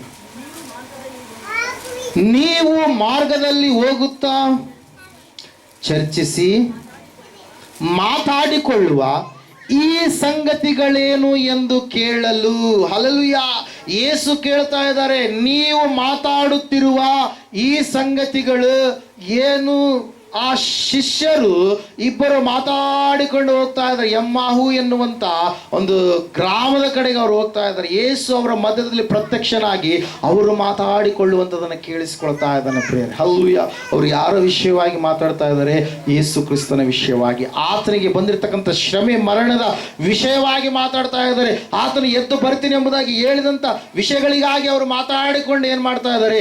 ಹೋಗ್ತಾ ಇದ್ದಾರೆ ಪ್ರಿಯರೇ. ಯೇಸು ಇವತ್ತು ಕೇಳ್ತಾ ಇದ್ದಾರೆ, ನೀವು ಯಾರ ಕುರಿತಾಗಿ ಮಾತಾಡುವವರಾಗಿದ್ದೀರಿ? ಹಲ್ಲೆಲೂಯಾ. ಅವರು ಮಾರ್ಗದಲ್ಲಿ ಹೋಗುವಂತ ಸಮಯದಲ್ಲಿ ಯೇಸುವಿನ ಕುರಿತಾಗಿಯೇ ಮಾತಾಡಿಕೊಂಡು ಅವರು ಹೋಗ್ತಾ ಇದ್ರು. ಆದರೂ ಕೂಡ ಅವರಿಗೆ ಯೇಸು ಹೇಳಿದ್ದ, ನಾನು ಎದ್ದು ಬರ್ತೀನಿ ಎಂಬುದಾಗಿ, ಶಾಸ್ತ್ರದಲ್ಲಿ ಹೇಳಿರ್ತಕ್ಕಂಥ ಎಲ್ಲ ಮಾತುಗಳನ್ನು ನೆರವೇರಿಸುವವನು ನಾನೇ ಎಂಬುದಾಗಿ, ಶಾಸ್ತ್ರ ಪುರುಷನು ನಾನೇ ಎಂಬುದಾಗಿ, ಎಲ್ಲ ಧರ್ಮಗಳನ್ನು ನೆರವೇರಿಸುವವನು ನಾನೇ ಎಂಬುದಾಗಿ, ನೀತಿ ನನ್ನ ಮೂಲಕವಾಗಿ ನೆರವೇರಿಸಲ್ಪಡುತ್ತೆ ಎಂಬುದಾಗಿ ಯೇಸು ಅವರ ಕಣ್ಣುಗಳನ್ನು ಆತನು ತೆರಿತಾನೆ ಪ್ರಿಯರ. ಅವರ ಮನೆಗೆ ಹೋಗಿ ಆತನು ಊಟಕ್ಕೆ ಕೂತ್ಕೊಂಡಾಗ, ಆ ಸಮಯದಲ್ಲಿ ಪ್ರಾರ್ಥಿಸಿದಾಗ, ದೇವರ ಸ್ತೋತ್ರ ಮಾಡಿ ಊಟಕ್ಕೆ ಕೂತ್ಕೊಂಡಾಗ ಅವರ ಕಣ್ಣುಗಳು ಏನಾದಂತೆ ತೆರೆಯಲ್ಪಟ್ಟವು ಎಂಬುದಾಗಿ. ಹಲ್ಲೆಲೂಯಾ. Praise Lord. ಒಂದು ವೇಳೆ ಇವತ್ತಿನ ದಿವಸ ನೀವು ಮಾರ್ಗವಾಗಿ ಹೋಗ್ತಾ ಇದ್ರಿ, ನೀವು ಮಾತಾಡ್ಕೊಂಡು ಹೋಗ್ತಾ ಇದ್ದೀರಿ, ಆದರೆ ನೀವು ಯೇಸುವನ್ನು ಗುರುತು ಹಿಡಿಲಾರದೆ ಹೋದರೆ ಪ್ರಯೋಜನ ಇಲ್ಲ. ನಿನ್ನನ್ನು ಉಂಟು ಮಾಡಿದಂಥ ದೇವರು, ನಿನಗೆ ರಕ್ಷಣೆಯನ್ನು ಕೊಟ್ಟಂಥ ದೇವರು, ನಿನಗೆ ವಿಮೋಚನೆಯನ್ನು ಕೊಟ್ಟಂಥ ದೇವರು ಯಾರಾಗಿದ್ದಾನೆ ಎಂಬುದಾಗಿ ಸಂಪೂರ್ಣವಾಗಿ ನಿನ್ನ ಅರಿತುಕೊಂಡು ಜೀವಿಸುವಂಥ ವ್ಯಕ್ತಿಯಾಗಿರಬೇಕು. ನೀನು ಆತನ ಕುರಿತಾಗಿ ಎಷ್ಟು ಮಾತಾಡಿದರೂ ಕೂಡ ಕಡಿಮೆ, ಆತನ ಕುರಿತಾಗಿ ನೀನು ಎಷ್ಟು ಹೊಗಳಿ ಆಡಿ ಕೊಂಡಾಡಿದರೂ ಕೂಡ ಕಡಿಮೆ ಪ್ರಿಯರೇ. ಮೊದಲನೇ ಸಂಗತಿ, ನೀವು ಯಾವ ವಿಷಯಗಳಿಗಾಗಿ ಮಾತಾಡ್ತಾ ಇದ್ದೀರಿ ಎಂಬುದಾಗಿ ಯೇಸು ಅವರನ್ನು ಪ್ರಶ್ನಿಸಿದಾಗ ಅವರಿಂದ ಉತ್ತರ ಬಂತು. ಮತ್ತೆ ಉತ್ತರಕ್ಕೆ ಪ್ರತ್ಯುತ್ತರವಾಗಿ ನಿಜವಾದಂಥ ಉತ್ತರವಾಗಿರುವಂಥ ಯೇಸು ಕ್ರಿಸ್ತನು ಅವರ ಕಣ್ಣುಗಳನ್ನು ತೆರೆದಾಗ ಅವರು ಬಹಳ ಆಶ್ಚರ್ಯಚಕಿತರಾದರು ಎಂಬುದಾಗಿ. ಹಲ್ಲೆಲೂಯಾ. ಎರಡನೇದಾಗಿ ನಾವು ನೋಡ್ತಾ ಇದ್ದೇವೆ, ಅದೇ 24ನೇ ಅಧ್ಯಾಯ 38ನೇ ವಚನದಲ್ಲಿ, ಆತನು ಅವರಿಗೆ, ಯಾಕೆ ಕಳವಳಗೊಳ್ಳುತ್ತೀರಿ? ಯೇಸು ಸ್ವಾಮಿ ಆ ಶಿಷ್ಯರ ಮಧ್ಯದಲ್ಲಿ ನಿಂತುಕೊಳ್ತಾ ಇದ್ದಾನೆ. ನಿಮಗೆ ಮನಃಶಾಂತಿ ಆಗಲಿ ಎಂಬುದಾಗಿ ಆತನು ಹೇಳಿದಾಗ ಪುನರುತ್ಥಾನನಾಗಿರ್ತಕ್ಕಂಥ ಯೇಸು ಕ್ರಿಸ್ತನನ್ನು ನೋಡಿರ್ತಕ್ಕಂಥ ಇವರು ಭಯಪಡ್ತಾ ಇದ್ದಾರೆ. ಯಾಕೆ ಭಯಪಡ್ತಾ ಇದ್ದಾರೆ? ಭೂತ ಎಂಬುದಾಗಿ ನೆನೆಸಿದಾರೇನು? ಅಯ್ಯೋ, ಯೇಸು ಸ್ವಾಮಿ ಶಿಲುಬೆಗೆ ಹಾಕಿದ್ರಲ್ಲ, ಈತನು ಯಾವ ರೀತಿಯಾಗಿ ಬಂದನೆ ಎಂಬುದಾಗಿ ದಿಗಿಲು ಪಡ್ತಾ ಇದ್ದಾರೇನು, ಕಳವಳ ಪಡ್ತಾ ಇದ್ದಾರೇನು? ಇಲ್ಲಿ ನಾವು ತಿಳ್ಕೊಳ್ಬೇಕಾಗಿರ್ತಕ್ಕಂಥ ಅಂಶ ಏನಂತಂದ್ರೆ, ನೀವು ಕಳವಳ ಪಡಬೇಡ್ರಿ. ನಿಮ್ಮ ಕಳವಳ, ನಿಮ್ಮ ಚಿಂತೆಯನ್ನ ದೇವರು ಶಿಲುಬೆಗೆ ಜಡದ ಇಲ್ಲದಂತೆ ಆತ ಮಾಡಿದ್ದಾನೆ. ನೀವು ಕಳವಳ ಪಡುವಂಥ ಅಗತ್ಯ ಇಲ್ಲ. ನೀವು ಸಂಪೂರ್ಣವಾಗಿ ಕೊರತೆ ಇಲ್ಲದವರಾಗಿ ನೀವು ಜೀವಿಸಬೇಕಂತೇಳಿ ನಿಮ್ಮ ಎಲ್ಲ ಕೊರತೆಗಳನ್ನು ಆತನ ಏನು ಮಾಡಿದನ್ರಿ? ಕ್ರಿಸ್ತ ಯೇಸುವಿನ ಪ್ರಭಾವದ ಐಶ್ವರ್ಯಕ್ಕೆ ತಕ್ಕ ಹಾಗೆ ನಿಮ್ಮ ಎಲ್ಲ ಕೊರತೆಗಳು ಏನಾಗ್ತವಂತೆ? ನೀಗಿಸಲ್ಪಡ್ತವೆ. 4:19 ಫಿಲಿಪಿಯಲ್ಲಿ ಬರೆದ ಪತ್ರಿಕೆಯಲ್ಲಿ ಅದರ ಕುರಿತಾಗಿ ನಾವು ನೋಡ್ತಾ ಇದ್ದೀವಿ. ಸತ್ಯವೇದ ಹೇಳ್ತಾ ಇದೆ, ನೀವು ಕಳವಳ ಪಡಬೇಡ್ರಿ, ಕಾರಣ ಯೇಸು ಎದ್ದಿದ್ದಾನೆ. ನೀವು ಮಾತಾಡ್ರಿ, ಯೇಸುವಿನ ಕುರಿತಾಗಿರ್ತಕ್ಕಂಥ ಸಾಕ್ಷಿ ಸಾಕ್ಷಿಗಳನ್ನ ನುಡಿಯುವವರಾಗ್ರಿ. ನಾವು ನೋಡ್ತಾ ಇದ್ದೇವೆ 24ನೇ 38ನೇ ವಚನದಲ್ಲಿ ನಾವು ನೋಡ್ತಾ ಇದ್ದೇವೆ. ಮುಂದೆ ವಾಕ್ಯ ಈ ರೀತಿಯಾಗಿ ಹೇಳ್ತಾ ಇದೆ, ನಿಮ್ಮ ಹೃದಯಗಳಲ್ಲಿ ಅನುಮಾನಗಳು ಹುಟ್ಟುವುದೇಕೆ? ನನ್ನ ಕೈಗಳನ್ನು ನನ್ನ ಕಾಲುಗಳನ್ನು ನೋಡಿರಿ, ನಾನೇ ಅಲ್ಲವೇ? ನನ್ನನ್ನು ಮುಟ್ಟಿ ನೋಡಿರಿ ಎಂಬುದಾಗಿ. ಹಲ್ಲೆಲೂಯಾ. ಎರಡನೇದಾಗಿ ನೀವು ಸಂದೇಹ ಪಡಬೇಡ್ರಿ. ಎರಡನೇದಾಗಿ ನೀವು ಅನುಮಾನ ಪಡಬೇಡ್ರಿ. ಯೇಸು ಎದ್ದಿದ್ದಾನೆ, ನೀವು ಕಳವಳ ಪಡಬೇಡ್ರಿ. ಯೇಸು ಎದ್ದಿದ್ದಾನೆ, ನೀವು ಅನುಮಾನ ಪಡಬೇಡ್ರಿ. ಆತನು ನಿಮ್ಮನ್ನು ಕೂಡ ಆತನು ಏನ್ ಮಾಡ್ತಾನೆ?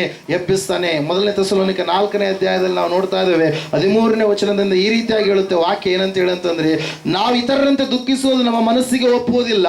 ಯೇಸು ಕ್ರಿಸ್ತನು ಸತ್ತು ಜೀವಿತನಾಗಿ ಎದ್ದು ಬಂದ ಮೇಲೆ ನಮ್ಮನ್ನು ಕೂಡ ದೇವರು ಎಬ್ಬಿಸುತ್ತಾನಂತೇಳಿ ನಾವು ನಂಬುವುದು ಇನ್ನೂ ಅವಶ್ಯಕ ಅಲ್ಲವೇ ಎಂಬುದಾಗಿ. ಹಲ್ಲೆಲೂಯಾ. ನಾವು ಅನುಮಾನ ಪಡೋದು ಬೇಡ. ಯೇಸು ಎಬ್ಬಿಸಲ್ಪಟ್ಟಿದ್ದಾನೆ, ನಮ್ಮನ್ನು ಕೂಡ ಆತನು ಎಬ್ಬಿಸ್ತಾನೆ. ಪುನರುತ್ಥಾನ ಶಕ್ತಿ ನಮ್ಮನ್ನು ಕೂಡ ಎಬ್ಬಿಸುವ ಹಾಗೆ ಕಾರ್ಯ ಮಾಡುತ್ತೆ. ಅದಕ್ಕೋಸ್ಕರವಾಗಿ ಯೋಹಾನ ಬರೆದ ಸುವಾರ್ತೆಯಲ್ಲಿ 5ನೇ ಅಧ್ಯಾಯದಲ್ಲಿ ನಾವು ನೋಡ್ತಾ ಇದ್ದೇವೆ, ಕೆಲವರಿಗೆ ಒಳ್ಳೆಯದಕ್ಕಾಗಿ ಅವರು ಪುನರುತ್ಥಾನ ಆದರೆ, ಕೆಟ್ಟವರಿಗೆ ಪುನರುತ್ಥಾನ ತೀರ್ಪಿಗೋಸ್ಕರವಾಗಿ ಆಗುತ್ತೆ ಪ್ರಿಯರೇ. ಹಲ್ಲೆಲೂಯಾ. ಒಳ್ಳೆಯವರಿಗೆ ನೀತಿಗೋಸ್ಕರವಾಗಿ, ಅವರ ನಿತ್ಯ ಜೀವಕ್ಕೋಸ್ಕರವಾಗಿ ಪುನರುತ್ಥಾನ ಆದರೆ 5ನೇ ಅಧ್ಯಾಯದಲ್ಲಿ ನಾವು ನೋಡ್ತಾ ಇದ್ದೇವೆ. 28ನೇ ವಚನ ಓದ್ತೀರಾ? 29ನೇ ವಚನ. ಎದ್ದು ಹೊರಗೆ ಬರುವ ಕಾಲ, ಆತನ ಧ್ವನಿಯನ್ನು ಕೇಳಿ ಎದ್ದು ಹೊರಗೆ ಬರುವ ಕಾಲ ಬರುತ್ತದೆ.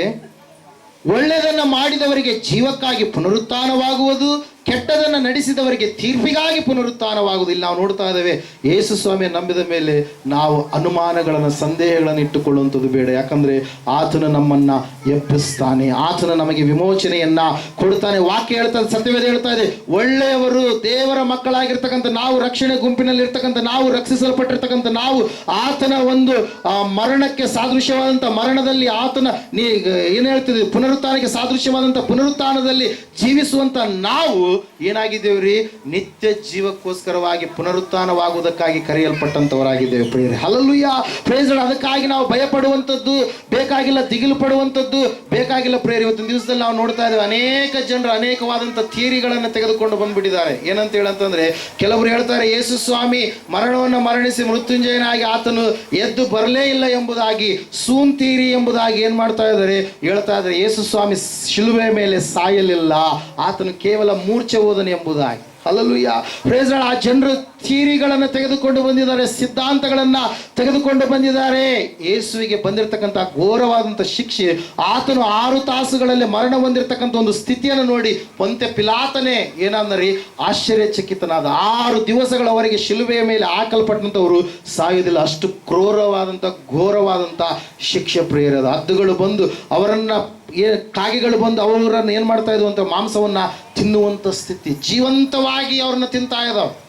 ಕೈಗಳನ್ನು ಕಟ್ಟಾಕಿದ್ದಾರೆ, ಕಾಲುಗಳನ್ನು ಕಟ್ಟಾಕಿದ್ದಾರೆ, ಅವ್ರು ಓಡಿಸೋದಕ್ಕೇನಿಲ್ಲ. ಅಂತಹ ನರಳಾಟದ ಶಿಕ್ಷೆ. ಆದರೆ ಯೇಸು ಸ್ವಾಮಿ ಆತನ ಸಮಯ ಇಟ್ಟ ರೀತಿಯಲ್ಲೇ, ಯಜ್ಞದ ಪಸ್ಕ ಹಬ್ಬದ ಸಮಯದಲ್ಲಿಯೇ ಆತನು ಆಯ್ಕೆ ಮಾಡಲ್ಪಟ್ಟಂಥ ಕುರಿಮರಿಯಾಗಿ ಆತನು ಸಂಪೂರ್ಣವಾಗಿ ಹೇಳಿದ ಸಮಯದಲ್ಲಿ, ಸಂಧ್ಯಾ ನೈವೇದ್ಯದ ಸಮಯದಲ್ಲಿ ಆತನು ತನ್ನ ಪ್ರಾಣವನ್ನ ಏನ್ ಮಾಡಿದರೆ? ಅರ್ಪಣೆ ಮಾಡಿದ. ಚರಿತ್ರೆಯಲ್ಲಿ ಒಬ್ಬ ವ್ಯಕ್ತಿ ಬರೀತಾನೆ, ಏನಂತ ಹೇಳಂತಂದ್ರೆ, ಆವತ್ತಿನ ದಿವಸ ಸುಮಾರು 3 ಲಕ್ಷಗಳಷ್ಟು ಕುರಿಗಳು ಅಲ್ಲಿ ಬಲಿಯಾದವು ಯೆರೂಸಲೇಮಿನಲ್ಲಿ. ಆ 3 ಲಕ್ಷ ಕುರಿಗಳಿಗಿಂತ ಶ್ರೇಷ್ಠವಾದಂಥ ಒಂದು ಕುರಿ, ಯಜ್ಞದ ಕುರಿಮರಿ, ದೇವರು ನೇಮಿಸಿದಂಥ ಕುರಿಮರಿ, ಅದು ಕಲ್ವಾರಿ ಗುಡ್ಡದಲ್ಲಿ 2 ಕಳ್ಳರ ಮಧ್ಯದಲ್ಲಿ ನೇಮಕವಾದಂಥ ಆ ಒಂದು ಕುರಿಮರಿಯ ಮೂಲಕವಾಗಿ ಇಡೀ ಲೋಕದ ಎಲ್ಲಾ ಜನರಿಗೆ ರಕ್ಷಣೆ ಎನ್ನುವಂಥದ್ದು, ವಿಮೋಚನೆ ಎನ್ನುವಂಥದ್ದು, ಬಿಡುಗಡೆ ಎನ್ನುವಂಥದ್ದು ಸಿಕ್ತು ಎಂಬುದಾಗಿ ಅವರು ಚರಿತ್ರೆಕಾರರು ಬರೆದಿರತಕ್ಕಂಥದ್ದನ್ನು ನಾವು ಇವತ್ತು ದಿವಸ ನೆನಪು ಮಾಡಿಕೊಳ್ಳಬಹುದು ಪ್ರಿಯರು. ನಾವು ನೋಡ್ತಾ ಇದ್ದೇವೆ, ಯೇಸುವಿನ ಮೇಲೆ ಅನುಮಾನ ಪಡುವಂಥದ್ದು ಬೇಕಾಗಿಲ್ಲ. ಸೂನ್ ಥಿಯರಿಯನ್ನು ತೆಗೆದುಕೊಂಡು ಬಂದಿದ್ದಾರೆ. ಯೇಸು ಸಾಯಲಿಲ್ಲ ಎಂಬುದಾಗಿ ಅವರು ಮಾತಾಡ್ತಾರೆ. ಭಾರತ ದೇಶಕ್ಕೆ ಬಂದಿದ್ದಾರೆ, ನೇಪಾಳಕ್ಕೆ ಬಂದಿದ್ದಾರೆ ಅಂತ ಹೇಳಿ ಮಾತಾಡ್ತಾರೆ. ದೇವರ ವಾಕ್ಯದಲ್ಲಿ ನಾವು ನೋಡ್ತಾ ಇದ್ದೇವೆ, ಯೇಸು ಎಲ್ಲಿಗೂ ಬರಲಿಲ್ಲ, ಆತನು ಇಸ್ರಾಯೇಲಿನಲ್ಲಿಯೇ ಇದ್ದ. ಹಲ್ಲೆಲೂಯಾ. Praise Lord. ಅಲ್ಲಿಯೇ ಇದ್ದು ಆತನು ಹಗಲು ಇರುಳು ಸೇವೆಯನ್ನು ಆತನು ಮಾಡಿದ. ಆತನು ಅನೇಕ ಆಶ್ಚರ್ಯ ಕಾರ್ಯಗಳನ್ನು ಮಾಡಿದ. 30 ವರ್ಷಗಳ ಕಾಲ, 12ರಿಂದ 30 ವರ್ಷಗಳ ಕಾಲ ತಂದೆ ತಾಯಿಗಳಿಗೆ ವಿಧೇಯನಾಗಿ ಆ ಒಂದು ಅವರು ಮಾಡುವಂತ ಕೆಲಸದಲ್ಲಿ, ಯಾವ ಕೆಲಸ ಇರೋದು? ಯಾವ ಕೆಲಸ? Carpenter work. ಹಲ್ಲೆಲೂಯ.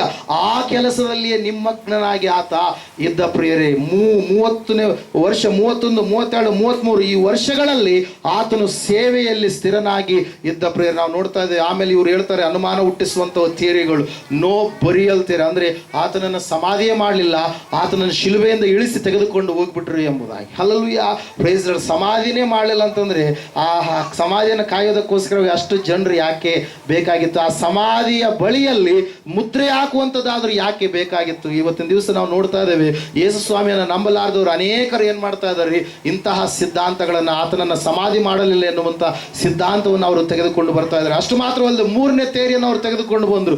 ಯಾವ ಥಿಯರಿ ಅಂತಂದ್ರೆ ಇಲ್ಯೂಷನ್ ಥಿಯರಿ. ಅಂದ್ರೆ ಅವರು ಭ್ರಮೆಯಲ್ಲಿದ್ದಾರೆ, ಶಿಷ್ಯರಿಗೆ ಭ್ರಮೆಯಲ್ಲಿದ್ದಾರೆ ಅವರು. ಅದಕ್ಕಾಗಿ ಯೇಸು ಸ್ವಾಮಿ ಶಿಲುಬೆಗೆ ಹಾಕಲ್ಪಟ್ಟ, ಯೇಸು ಸ್ವಾಮಿ ಎದ್ದು ಬಂದು ಬಿಟ್ಟ ಅಂತೇಳಿ ಅವರು ಭ್ರಮೆಯಲ್ಲಿದ್ದಾರೆ ಹೊರತಾಗಿ ನಿಜವಾಗ್ಲೂ ಯೇಸು ಸ್ವಾಮಿ ಎದ್ದು ಬರಲಿಲ್ಲ ಅಂತೇಳಿ ಅವ್ರು ಏನ್ ಮಾಡ್ತಾ ಇದ್ದಾರೆ, ಈ ಸಿದ್ಧಾಂತವನ್ನು ತೆಗೆದುಕೊಂಡು ಬಂದರು ಪ್ರಿಯರೇ. ಭ್ರಮೆ ಎನ್ನುವಂತ ಸಿದ್ಧಾಂತ, ಮಾಯೆ ಎನ್ನುವಂತ ಸಿದ್ಧಾಂತ, ಈ ಸಿದ್ಧಾಂತವು ಕೂಡ ಫೇಲ್ ಆಯ್ತು ಪ್ರಿಯರೇ. 4ನೇದಾಗಿ ಅವರು ಟೆಲಿಪತಿ ಎನ್ನುವಂಥ ಥಿಯರಿಯನ್ನ ತೆಗೆದುಕೊಂಡು ಬಂದರು. ಅಂದ್ರೆ ಮನಸ್ಸಿನಲ್ಲಿ ಈ ರೀತಿಯಾಗಿ ಅವರು ಚಿತ್ರಿಸಿಕೊಂಡಿರ್ಬೋದು, ಈ ರೀತಿಯಾಗಿ ಯೇಸು ಸ್ವಾಮಿ ಎದ್ದು ಬಂದಿದ್ದಾನೆ ಎಂಬುದಾಗಿ ಶಿಷ್ಯರು ಅಂದುಕೊಂಡಿರ್ಬೋದು ಎನ್ನುವಂಥ ರೀತಿಯಲ್ಲಿ ಇದು ಒಂದು ಐಫೈ ವಾದನೆಯಾಗಿ ಒಂದು ವಾದನೆ ನಮಗೆ ತಿಳಿಸಲ್ಪಡ್ತಾ ಇದೆ ಪ್ರಿಯರೇ. ಈ ಟೆಲಿಪತಿ ಥಿಯರಿಯು ಕೂಡ ಫೇಲ್ಯೂರ್ ಆಯಿತು ಪ್ರಿಯರೇ. ಕೊನೆಯದಾಗಿ ಅವರಿಗೆ ಯಾವುದು ಸಿಗಲಾರ್ದಾಗ ಸತ್ಯವೇದದಲ್ಲಿ ಕೂಡ ಬರೆಯಲ್ಪಟ್ಟ ಹಾಗೆ ಅವರೆಲ್ಲರೂ ಮಾತಾಡಿಕೊಳ್ತಾ ಇದ್ದಾರೆ.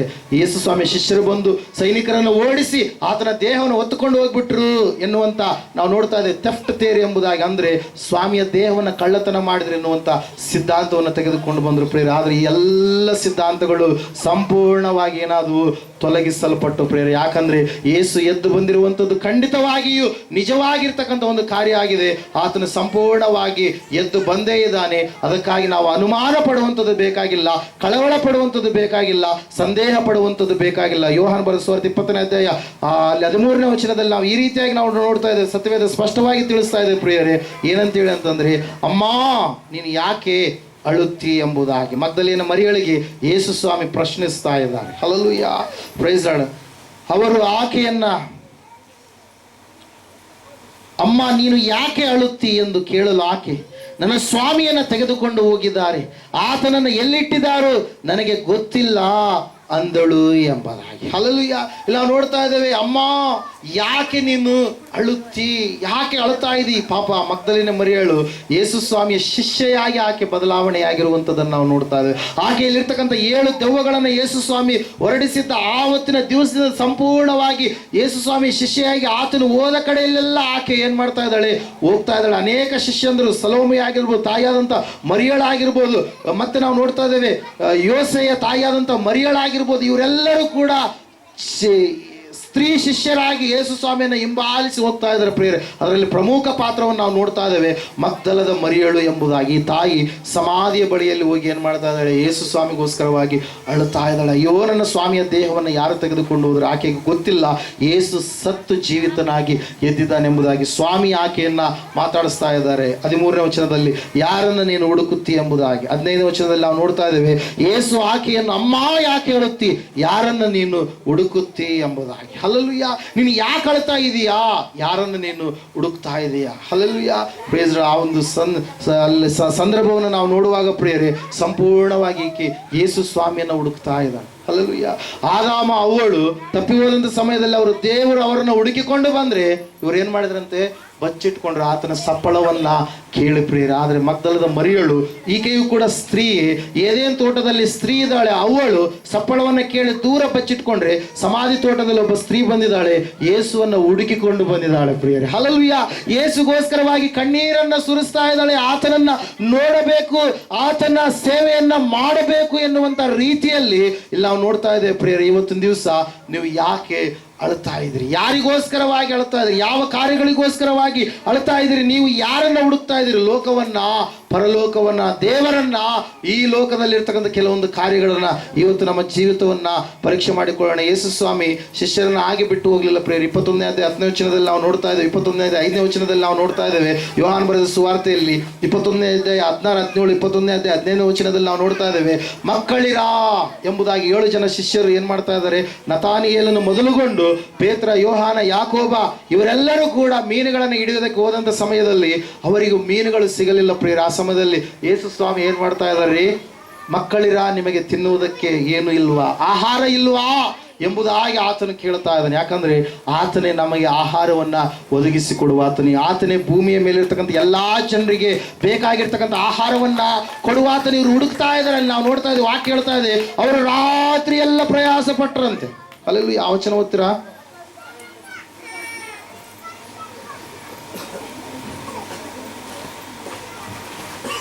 ಮೂರನೇ ವಚನ. ನಾನು ಮೀನು ಹಿಡಿಯುವುದಕ್ಕೆ ಹೋಗುತ್ತೇನೆಂದು ಹೇಳಲು ಅವರು ನಾವು ನಿನ್ನ ಸಂಗಡ ಬರುತ್ತೇವೆ ಎಂದು ಅವರು ಹೊರಟು ದೋಣಿಯನ್ನು ಹತ್ತಿದರು. ಆದರೆ ಆ ರಾತ್ರಿಯಲ್ಲಿ ಒಂದು ಮೀನು ಸಿಕ್ಕಲಿಲ್ಲ ಎಂಬುದಾಗಿ. ಹಲ್ಲೆಲೂಯಾ.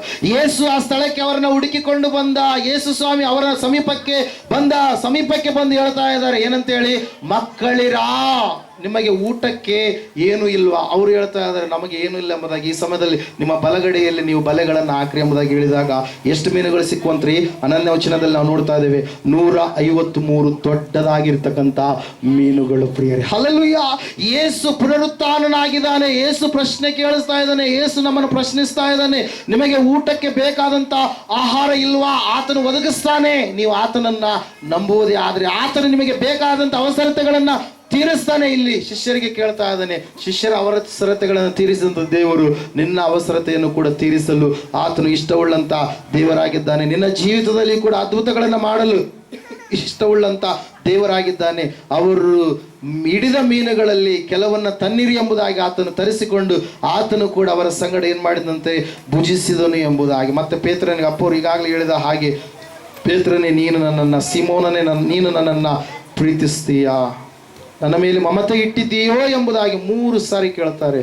ಒಂದು ಸಾರಿ ಯೇಸು ಸ್ವಾಮಿ ಹೇಳ್ತಾರೆ ಏನಂತ ಹೇಳಿ, ನೀನು ನನ್ನ ಕುರಿಗಳನ್ನ ಏನ್ ಮಾಡು, ಮೇಯಿಸು ಎಂಬುದಾಗಿ. ಮೊದಲನೇದಾಗಿ ನಾವು ನೋಡ್ತಾ ಇದ್ದೇವೆ ಕುರಿಗಳನ್ನ ಮೇಯಿಸು ಎಂಬುದಾಗಿ. ಎರಡನೇದಾಗಿ ನಾವು ನೋಡ್ತಾ ಇದ್ದೇವೆ ನನ್ನ ಕುರಿಗಳನ್ನ ಕಾಯಿ ಎಂಬುದಾಗಿ. ಮೂರನೇದಾಗಿ ನಾವು ನೋಡ್ತಾ ಇದ್ದೇವೆ ಪ್ರಿಯರೇ, ಆತನು ಹೇಳ್ತಾ ಇದ್ದಾನೆ ನನ್ನ ಕುರಿಗಳನ್ನ ಮೇಯಿಸು ಎಂಬುದಾಗಿ. ಹಲ್ಲೆಲೂಯಾ. Praise Lord. ಇಲ್ಲಿ ನಾವು ನೋಡ್ತಾ ಇದ್ದೇವೆ ಪ್ರಿಯರೇ, ಸ್ಪಷ್ಟವಾಗಿ ದೇವರ ವಾಕ್ಯ ಹೇಳ್ತಾ, ಸತ್ಯವೇದ ಹೇಳ್ತಾ ಇದೆ, ಪೇತ್ರನು ಆತನು 3 ಸಾರಿ ಯೇಸು ಯಾರು ಅಂತೇಳಿ ಗೊತ್ತಿಲ್ಲ ಅಂತ ಹೇಳಿದ. ಆದರೆ ಅದೇ ಪೇತ್ರ ಈಗ ಹೇಳ್ತಾ ಇದ್ದಾನೆ, ಯೇಸುವೇ ನಿಜವಾದ ದೇವರೆಂಬುದಾಗಿ, ನನ್ನ ಸ್ಥಿತಿ ಆತ್ಮಸ್ಥಿತಿ ಏನೆಂಬುದಾಗಿ ನಿನಗೇ ಗೊತ್ತು ಅಲ್ವಾ ಸ್ವಾಮಿ ಎಂಬುದಾಗಿ. ನಾನು ಸುಳ್ಳು ಹೇಳೋದಕ್ಕಿಂತ ಮುಂಚಿತವಾಗಿ ನೀನು ಸುಳ್ಳು ಹೇಳ್ತೀಯ ಅಂತೇಳಿ ನನ್ನ ಕುರಿತಾಗಿ ತಿಳಿಸಿದಾತ ನೀನಲ್ವಾ ಸ್ವಾಮಿ ಎಂಬುದಾಗಿ. ನನ್ನ ಜೀವಿತ ನಿನಗೆ ಗೊತ್ತು, ನೀನು ಹೇಳಿದ ಹಾಗೆ ನಾನು ಮಾಡ್ತೀನಿ ಎಂಬುದಾಗಿ ಸಂಪೂರ್ಣವಾಗಿ ಏನು ಮಾಡ್ತಾ ಇದ್ದಾನ್ರಿ ಪೇತ್ರನು ಸ್ವಾಮಿ ಬಳಿಯಲ್ಲಿ ಹೇಳಿದಾಗ ಸ್ವಾಮಿ ಕೇಳ್ತಾ ಇದ್ದಾರೆ, ಇವರೆಲ್ಲರಿಗಿಂತ ಹೆಚ್ಚಾಗಿ ನೀನು ನನ್ನನ್ನು ಪ್ರೀತಿಸ್ತೀಯಾ? ಲೋಕದಲ್ಲಿರ್ತಕ್ಕಂಥ ವಸ್ತುಗಳಿಗಿಂತ ನೀನು ಹೆಚ್ಚಾಗಿ ನನ್ನನ್ನು ಪ್ರೀತಿಸ್ತೀಯಾ?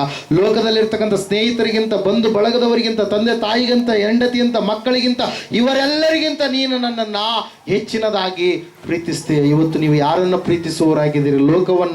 ಲೋಕವನ್ನು ಜಯಿಸಿದಂಥ ಯೇಸುವನ್ನು ನಮ್ಮ ಜೀವಿತ ನಾವು ಒಂದ್ಸಾರಿ ಪ್ರಶ್ನೆ ಮಾಡಿಕೊಳ್ಳೋಣ ಪ್ರೇರಿ. ಪುನರುತ್ಥಾನ ಎನ್ನುವಂಥದ್ದು ಇದು ಜಯದ ಹಬ್ಬವಾಗಿದೆ. ಪುನರುತ್ಥಾನ ಎನ್ನುವಂಥದ್ದು ಸಂಪೂರ್ಣವಾಗಿ ಮನುಷ್ಯರೆಲ್ಲರಿಗೆ ಬಿಡುಗಡೆಯನ್ನು ಕೊಟ್ಟಂತ ಹಬ್ಬವಾಗಿದೆ. ಅದು ಶಾಪದ ಮೇಲೆ ಜಯ ಕೊಡ್ತು, ಲೋಕದ ಮೇಲೆ ಜಯ ಕೊಡ್ತು, ಪಾಪದ ಮೇಲೆ ಜಯ ಕೊಡ್ತು, ಅದು ಅನುಮಾನಗಳ ಮೇಲೆ ಜಯ ಕೊಡ್ತು, ಸಮಾಧಿಯ ಮೇಲೆ ಜಯ ಕೊಡ್ತು, ಮರಣದ ಮೇಲೆ ಜಯ ಕೊಡ್ತು. ಇವತ್ತು ಆ ಪುನರುತ್ಥಾನ ಹಬ್ಬದಲ್ಲಿ ನಾನು ನೀನು ಜಯವೀರನಾಗಿ ಜೀವಿಸಬೇಕೆಂಬುದೇ ದೇವರ ಒಂದು ಇಷ್ಟಚಿತ್ತವಾಗಿದೆ. ನಾನು ನೀನು ಜಯವಂತರಾಗಿ ಬಾಳಬೇಕೆನ್ನುವಂಥದ್ದೇ ದೇವರಿಗೆ ಒಂದು ಇಷ್ಟಚಿತ್ತವಾಗಿದೆ. ಅದಕ್ಕಾಗಿ ಯೋಬನು ಆವತ್ತಿನ ದಿವಸನೇ ಆತನ ಪ್ರವಾದನೆಯನ್ನು ನೋಡಿದ. ನಾವು ನೋಡ್ತಾ 19:25 ಯೋಬನ ಪುಸ್ತಕದಲ್ಲಿ ಏನಂತ ಹೇಳಿ ಅಂತಂದ್ರೆ, ಸತ್ಯವೇದದಲ್ಲಿ ನಾವು ನೋಡ್ತಾ ಇದ್ದೇವೆ, ನನ್ನ ವಿಮೋಚಕನು ಜೀವ ಸ್ವರೂಪನೆಂದು ಬಲ್ಲನು ಎಂಬುದಾಗಿ. ಹಲ್ಲೆಲೂಯಾ. ನನ್ನನ್ನು ವಿಮೋಚಿಸುವಂತ ದೇವರಿದ್ದಾನೆ, ನನ್ನನ್ನು ವಿಮೋಚಿಸುವಂತ ದೇವರಿದ್ದಾನೆ, ಆತನು ನನ್ನನ್ನು ವಿಮೋಚಿಸ್ತಾನೆ ಎಂಬುದಾಗಿ. ಆತನು ಎಂತ ವಿಮೋಚಿಸುವಂತ ದೇವರಂತೆ? ಜೀವ ಸ್ವರೂಪನಾಗಿ ವಿಮೋಚಿಸುವಂತ ದೇವರು. ಎಂತ ದೇವರಂತ? ಆತ ಜೀವವುಳ್ಳ ದೇವರು. ಅದರ ಸಲುವಾಗಿ ಯೇಸು ಹೇಳಿದ್ರು, ನಾನೇ ಮಾರ್ಗ, ನಾನೇ ಸತ್ಯ, ನಾನೇ ಜೀವ. ಯೇಸು ಹೇಳಿದ್ರು, ನಾನೇ ಪುನರುತ್ಥಾನವು, ನಾನೇ ಜೀವವೂ ಆಗಿದ್ದೇನೆ ಎಂಬುದಾಗಿ. ಯೇಸು ಹೇಳಿದ್ರು, ನಾನೇ ಆದಿಯು, ನಾನೇ ಅಂತ್ಯವು ಎಂಬುದಾಗಿ, ನಾನೇ ಸಮಯವಾಗಿದ್ದೇನೆ ಎಂಬುದಾಗಿ, ನಾನೇ ಲೋಕವನ್ನು ಉಂಟು ಮಾಡಿದ ದೇವರೆಂಬುದಾಗಿ. ದೃಶ್ಯ ಅದೃಶ್ಯವಾದವುಗಳೆಲ್ಲವೂ ನನಗೋಸ್ಕರವಾಗಿ, ನನ್ನಲ್ಲಿಯೇ ನಾನೇ ಅವುಗಳನ್ನು ಸೃಷ್ಟಿಸಿದೆನು ಎಂಬುದಾಗಿ. ಇವತ್ತಿನ ದಿವಸ ನೀವು ಯಾರನ್ನ ಪ್ರೀತಿಸುವವರಾಗಿದ್ದೀರಿ? ಸಹೋದರ ಸಹೋದರಿ, ಯೋಬನು ಹೇಳ್ತಾನೆ, ಆತನು ನನಗೆ ಗೊತ್ತು ಎಂಬುದಾಗಿ. ನಿನಗೆ ಯೇಸು ಗೊತ್ತಾ? ಪುನರುತ್ಥಾನನಾಗಿರುವಂತ ಯೇಸು ನಿನಗೆ ಗೊತ್ತಿದರೆ ನೀನು ಆ ದೂತರಂತೆ ಸಾಕ್ಷಿ ಕೊಡ್ತೀಯ, ನೀನು ಆ ಮಗ್ದಲೇನೆ ಮರಿಯಳಂತೆ ಸಾಕ್ಷಿ ಕೊಡ್ತೀಯ, ನೀನು ಆ ಪೇತ್ರ ಯೋಹಾನರಂತೆ ಸಾಕ್ಷಿ ಕೊಡ್ತೀಯ, ಪೌಲರಂತೆ ಸಾಕ್ಷಿ ಕೊಡ್ತೀಯ, ಶಿಷ್ಯರಂತೆ ಸಾಕ್ಷಿ ಕೊಡ್ತೀಯ. ಅವರು ಸಾಕ್ಷಿ ಕೊಟ್ಟ ಕಾರಣಕ್ಕಾಗಿ ಇವತ್ತಿನ ದಿವಸ ಬಾದರ್ಲಿಯಲ್ಲಿ ಮೃತ್ಯುಂಜಯ ಮಠ ಸ್ಥಾಪನೆಯಾಗಿರುವಂಥದ್ದು. ಒಂದು ವೇಳೆ ಅವರು ಸಾಕ್ಷಿ ಕೊಡಲಾರದೆ ಅಲ್ಲೇ ಇಸ್ರಾಯೇಲ್ ದೇಶದಲ್ಲಿ ಇದ್ದಿದ್ರೆ ಇಲ್ಲಿಯವರೆಗೆ ದೇವರ ಸುವಾರ್ತೆ ಎನ್ನುವಂಥದ್ದು ಬರೋದಕ್ಕೆ ಸಾಧ್ಯ ಇರಲಿಲ್ಲ. ಅವರು ಸಾಕ್ಷಿ ಕೊಡುವುದಕ್ಕಾಗಿ ತಮ್ಮ ಪ್ರಾಣವನ್ನೇ ಅವರು ಬಲಿದಾನವಾಗಿ ಅರ್ಪಣೆ ಮಾಡಿದ್ರು. ಇವತ್ತು ನಾವು ದೇವರಿಗಿಂತಲೂ ಹೆಚ್ಚಿನದಾಗಿ ನಮ್ಮ ಪ್ರಾಣವನ್ನು ಪ್ರೀತಿಸ್ಕೊಳ್ತಾ ಇದ್ದೀವ? ಒಂದು ಸಾರಿ ನಮ್ಮ ಜೀವಿತವನ್ನು ಪರೀಕ್ಷೆ ಮಾಡಿಕೊಳ್ಳೋಣ. ಈ ಸಮಯದಲ್ಲಿ ನಾವೆಲ್ಲರೂ ನಿಂತ್ಕೊಳ್ಳೋಣ. ಪುನರುತ್ಥಾನ ಎನ್ನುವಂಥದ್ದು ಇದು ಜಯದ ಹಬ್ಬ, ನಮ್ಮೆಲ್ಲರ ಜೀವಿತದಲ್ಲಿ ಜಯವನ್ನು ತಂದಿರತಕ್ಕಂಥ ಹಬ್ಬವಾಗಿದೆ. ಈ ಸಮಯದಲ್ಲಿ ನಾವೆಲ್ಲರೂ ಕೂಡ ಪ್ರಾರ್ಥನೆ ಮಾಡೋಣ. ಮರಣದ ಮೇಲೆ ಜಯ, ಸಮಾಧಿಯ ಮೇಲೆ ಜಯ, ಪಾಪದ ಮೇಲೆ ಜಯ, ಧರ್ಮಶಾಸ್ತ್ರದ ಮೇಲೆ ಜಯ, ಶಾಪದ ಮೇಲೆ ಜಯ ಯೇಸು ನನಗೆ ನಿನಗೆ ತಂದು ಕೊಟ್ಟಿದ್ದಾನೆ. ಈ ಸಮಯದಲ್ಲಿ ಲೋಕದ ಮೇಲೆ ಜಯವನ್ನು ತಂದು ಕೊಟ್ಟಿದ್ದಾನೆ. ಈ ಸಮಯದಲ್ಲಿ ನಾವು ಪ್ರಾರ್ಥನೆ ಮಾಡೋಣ ಪ್ರಿಯರೇ.